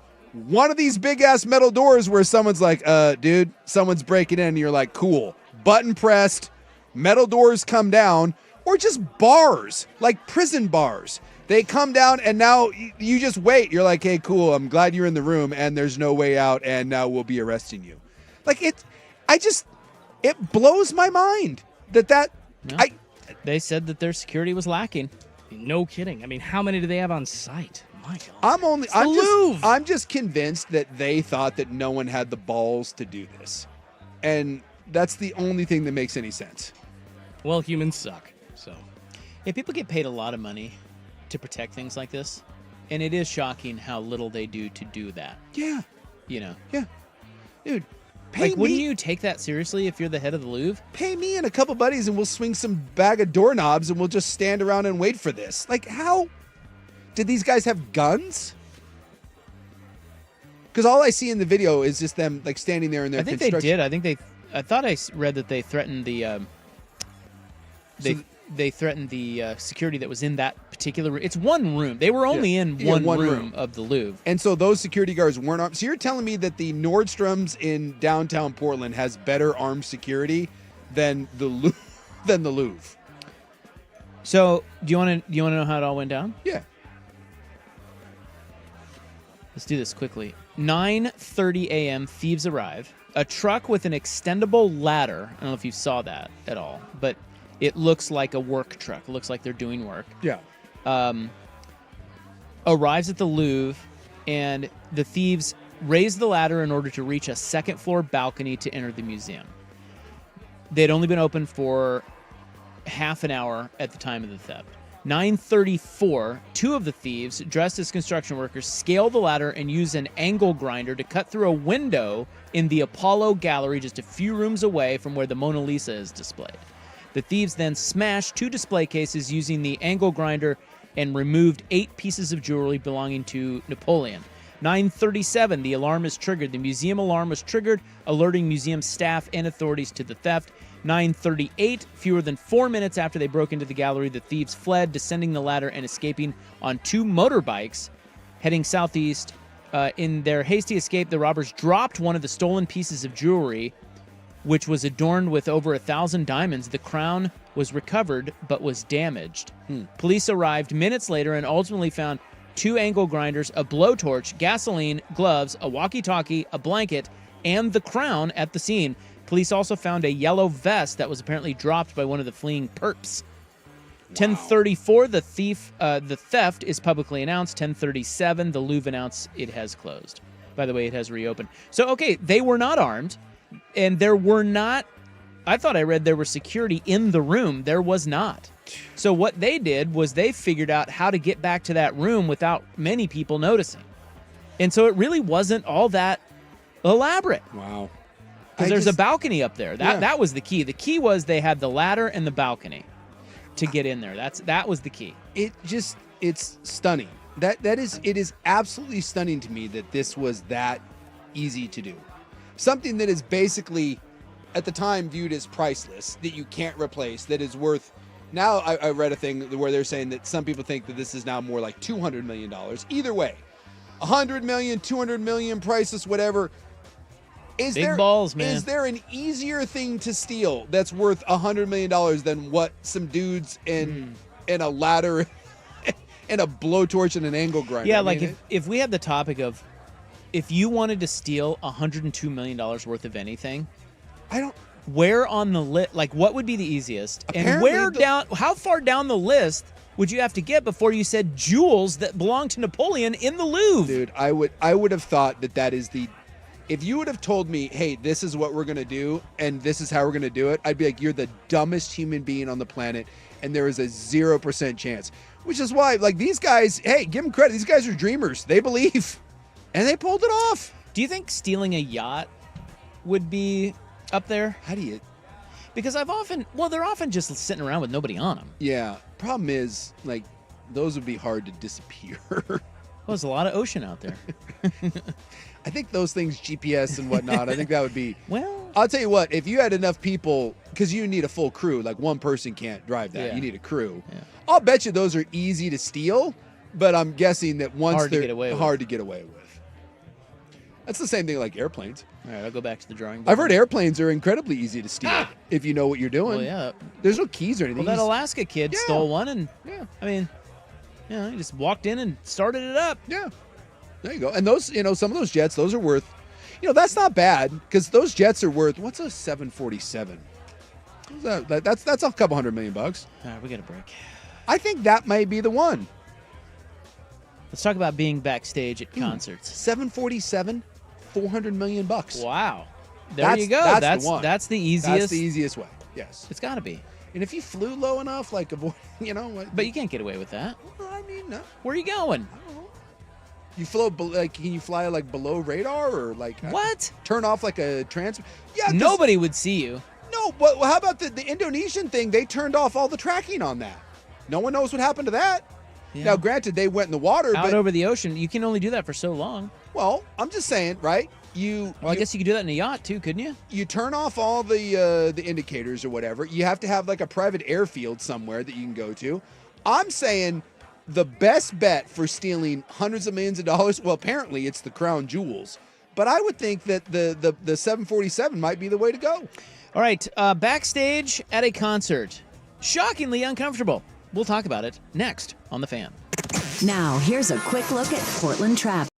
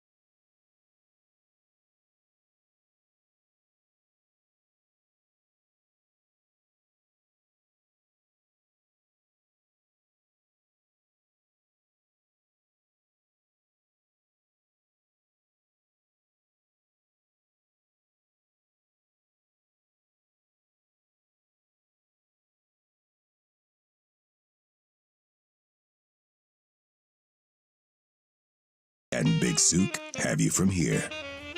Someone in Angola in 2003 stole the largest aircraft ever stolen. Someone stole a Boeing 727 in Angola in 2003, and it's never been recovered. Well, wow, they don't know.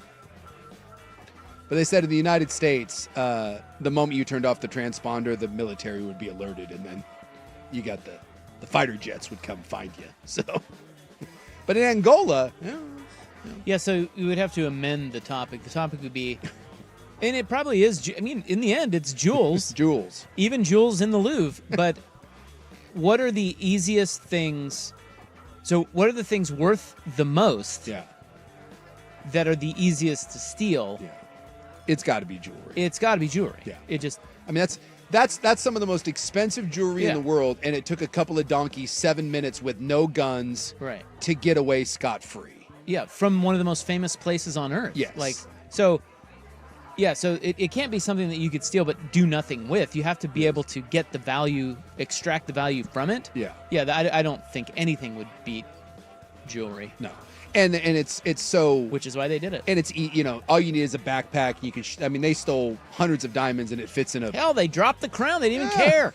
Like, we'll just leave the crown. $100 million, whatever. I got another $100 million right What if here. the guy threw it on as he rode away on his bike? He's like, actually, do you think any of them took a selfie? Like, yeah, we just got it. That would not be smart. Yeah. No, it would not. But not dealing with brain surgeons here. Well, are we? I mean, they're pretty smart. I don't know. Well, they got big balls. Like So I'm looking through at the. I'm using AI right now. I mean, it is a good question. Like, how dumb are those guys, or are those guys sharp? Geniuses? Yeah, are they like secret geniuses? Yeah. The Louvre, by the way, because the Louvre in 1911, someone stole the Mona Lisa. 1911. Yeah, we've talked about that. Yeah, from the Louvre, and they just stuck it in their closet. Dude, that blows me. It just sat in someone. Like, what's that? It's the Mona Lisa. It's in my closet. Oh, don't worry about that. Yeah, it's fine. It's a copy. Well, it is kind of a dumb painting. It is true. Like, it's just some lady. I know. Isn't that crazy? Like, if you saw that, without knowing anything about the Mona Lisa, that's a priceless work of art. You saw it in somebody's closet, you'd be like, that's about right. What are you going to do? Hang that on your wall? All right, now we got to break again, but let's get back on track here. Yeah, so earlier in the show, we were talking about an odd place that is actually quite uncomfortable is backstage at a concert. Yes. And we didn't get a chance to hash that out. And I have texted my rock friend buddy who has told, I mean, he's given me a couple of pointers on how to handle yourself backstage at a show. Yeah. Because he's done it a million times. Yeah. You know people that have done it a million times. I have not. I've only been backstage once. Yeah. And it was quite odd. And we will discuss that next on The Fan. Here's Schultze. Now, from the George McCoy and Warren Allen Sports Desk, a Sports Center update on the Fan Sports Network, 105.1 FM and 1080 AM. First on The Fan, the Portland Trailblazers tipping off their regular season tonight. The Minnesota Timberwolves in town for Game 1. Star Ant Edwards has been listed as questionable all day with back spasms. Blazer head coach Chauncey Billups announcing his starting five yesterday. It's going to be Drew Holiday, Shaedon Sharpe, Tamani Kamara, Denny Avdia, and Donovan Clingan. Portland a 4-point underdog tip-off set for 7 p.m. on KATU. Channel 2.2. Over to the NFL, the Jets, after benching quarterback Justin Fields in favor of backup Tyrod Taylor in their loss to the Panthers last weekend, unfortunately revealing today that Tyrod Taylor now day-to-day with a knee injury. Head coach Aaron Glenn says a quarterback will start, but refuses to name who for this Sunday. Elsewhere, Buccaneers head coach Todd Bowles says that running back Bucky Irving and wideout Chris Godwin are both out this weekend against the Saints. And in baseball, the San Francisco Giants hiring Tennessee head coach Tony Vitello as their new manager. It marks the first time ever that a big league team has hired a skipper directly out of college. More sports scores and stories in 30 minutes. I'm Schultze from the George McCoy at Warren Allen Sports Desk. Heard missing work? Insurance companies acting like jerks? Don't call your mom. Call George McCoy at warrenallen.com. Your home for the Oregon Ducks, the Fan Sports Network.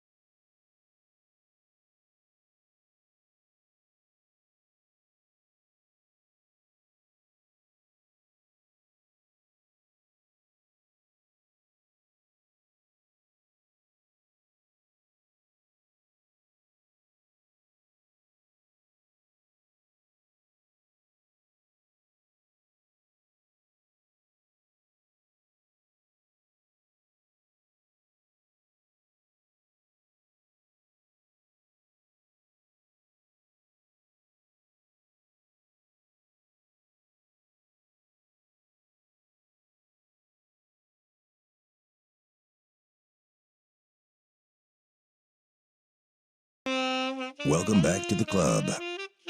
Isaac and Big Sook have you from here. Yeah, so being backstage at a concert is one of those situations that is quite different than what you might expect. Yeah. I know you've done it a lot. I have only done it once, and it was tense, and I was very uneasy. So much so that my wife actually left and went back out. That makes me so happy. She's like, I can't do it. She's like, I don't know what to do. It's just weird It's because like Ricky Bobby. I don't know what to do with my hands.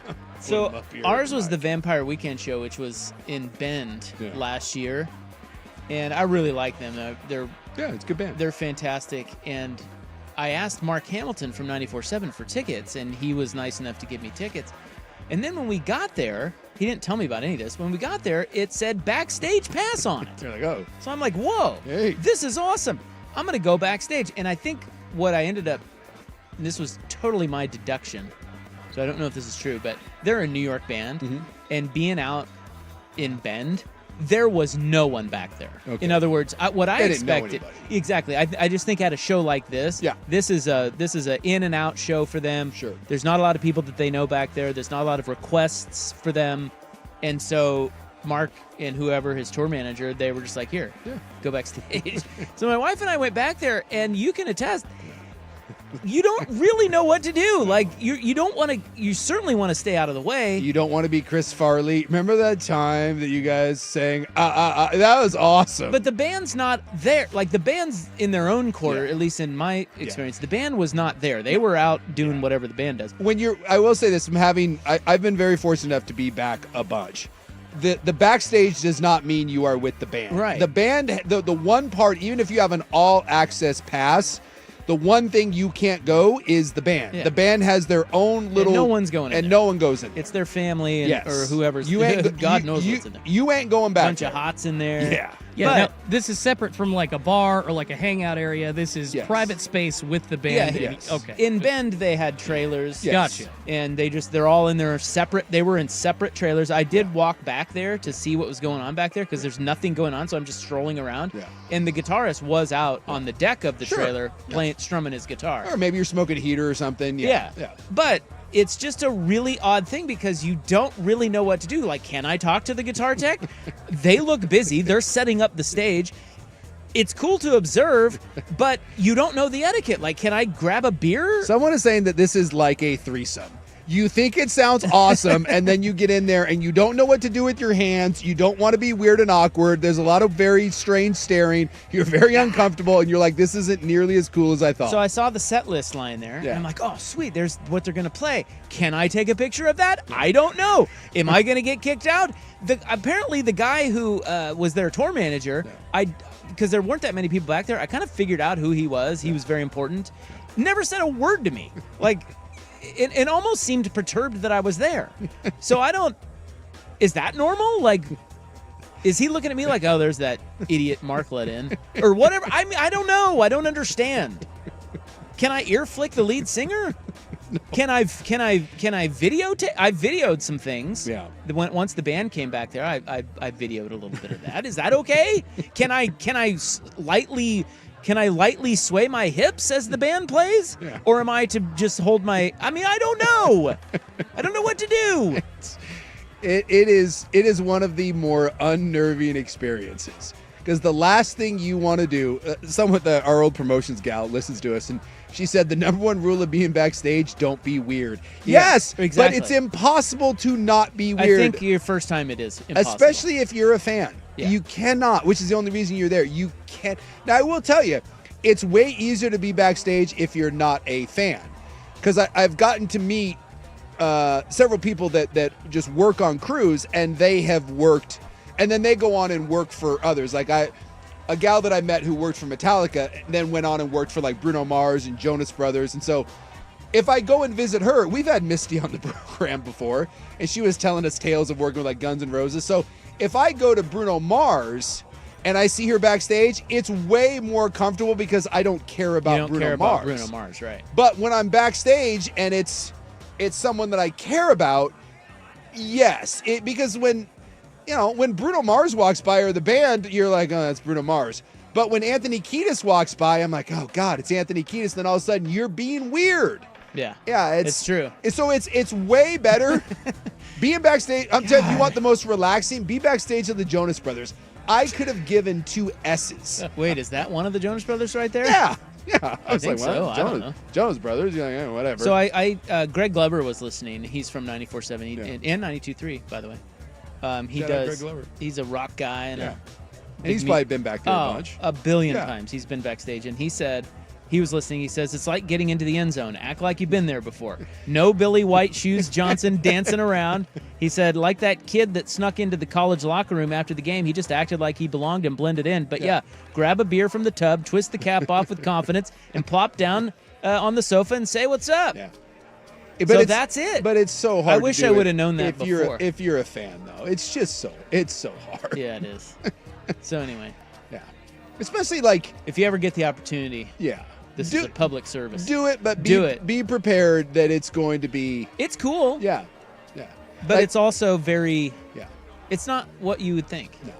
Like you think it's like 1984 and it's Motley Crue and it's just like chicks and like drugs and you're like, although.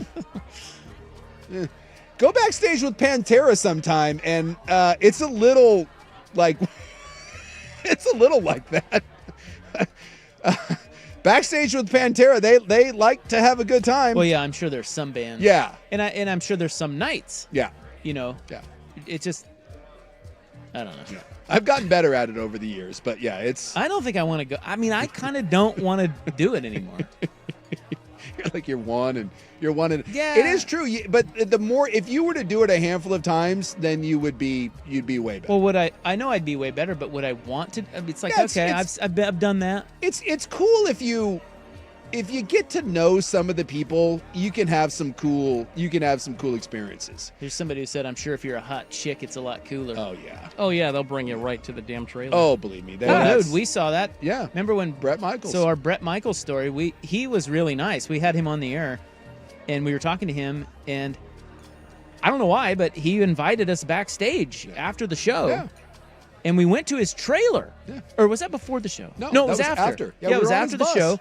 Even some of my friends came along, and we in Big John, that remember him from that he's like security reality guy. show. He led us back there. We go into Brett Michaels' trailer. He offers us beers. Yeah. He's super nice. But then, literally, I don't know how long we were in there. Maybe 20 minutes. He's like, "All right, guys, time to go." Time to go. And then you see John ushering up these 2 hots that they found in the crowd. Yeah. Suddenly we're like, I saw her. I saw the girl. I was like, she was one with the sign. Yeah, she's there. Brett liked her. Yeah. And he took her right up in there. And I'm guessing she got to stay a little longer. Not too long, but a little bit. But it's like if you get back and you get to know some of the crew, like some of the stories and stuff, it's a really fun environment if you can relax. Yeah. And you have to realize you're not going to hang out with the band. You're not. But you can hang out backstage around the band, and you can hang out with some of the crew guys, and they're some of the coolest people, and they've got great stories, and it's a fun thing. You can like watch sound check. It just takes a while to takes a while Settle to relax. in. Well, like you get cool moments. I was backstage at a festival show out in Detroit, and I was sitting back and I was waiting for Metallica to take the stage, and so we're sitting back on this like kind of grassy knoll.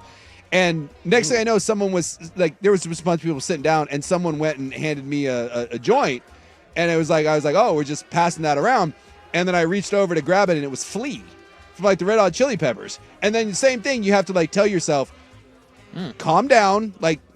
Flea's handing you a joint. Be cool. Thanks, man. Yeah, don't be a douche. You don't need to. You're just like, oh yeah, and then just keep it going. Right in the butt. Don't be the douche that is like, oh man, Flea, I love you. I just got handed a joint from Flea. Yeah. Yeah, But that's the key right But there. when you're backstage, you get cool stuff like that, like where if you can relax, but it the first handful of times you just, God, I made a spaz of myself way too often. And then your buddy that brings you back there, he makes fun of you because he sees you being a douche, and then you never hear the end of it.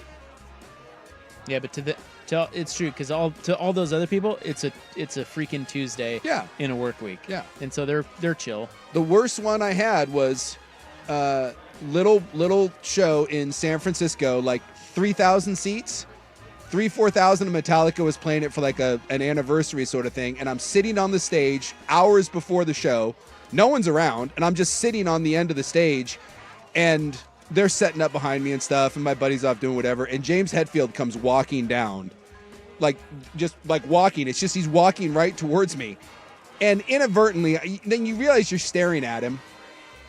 And you don't mean to stare, but there's no one else there. And he's walking right towards you.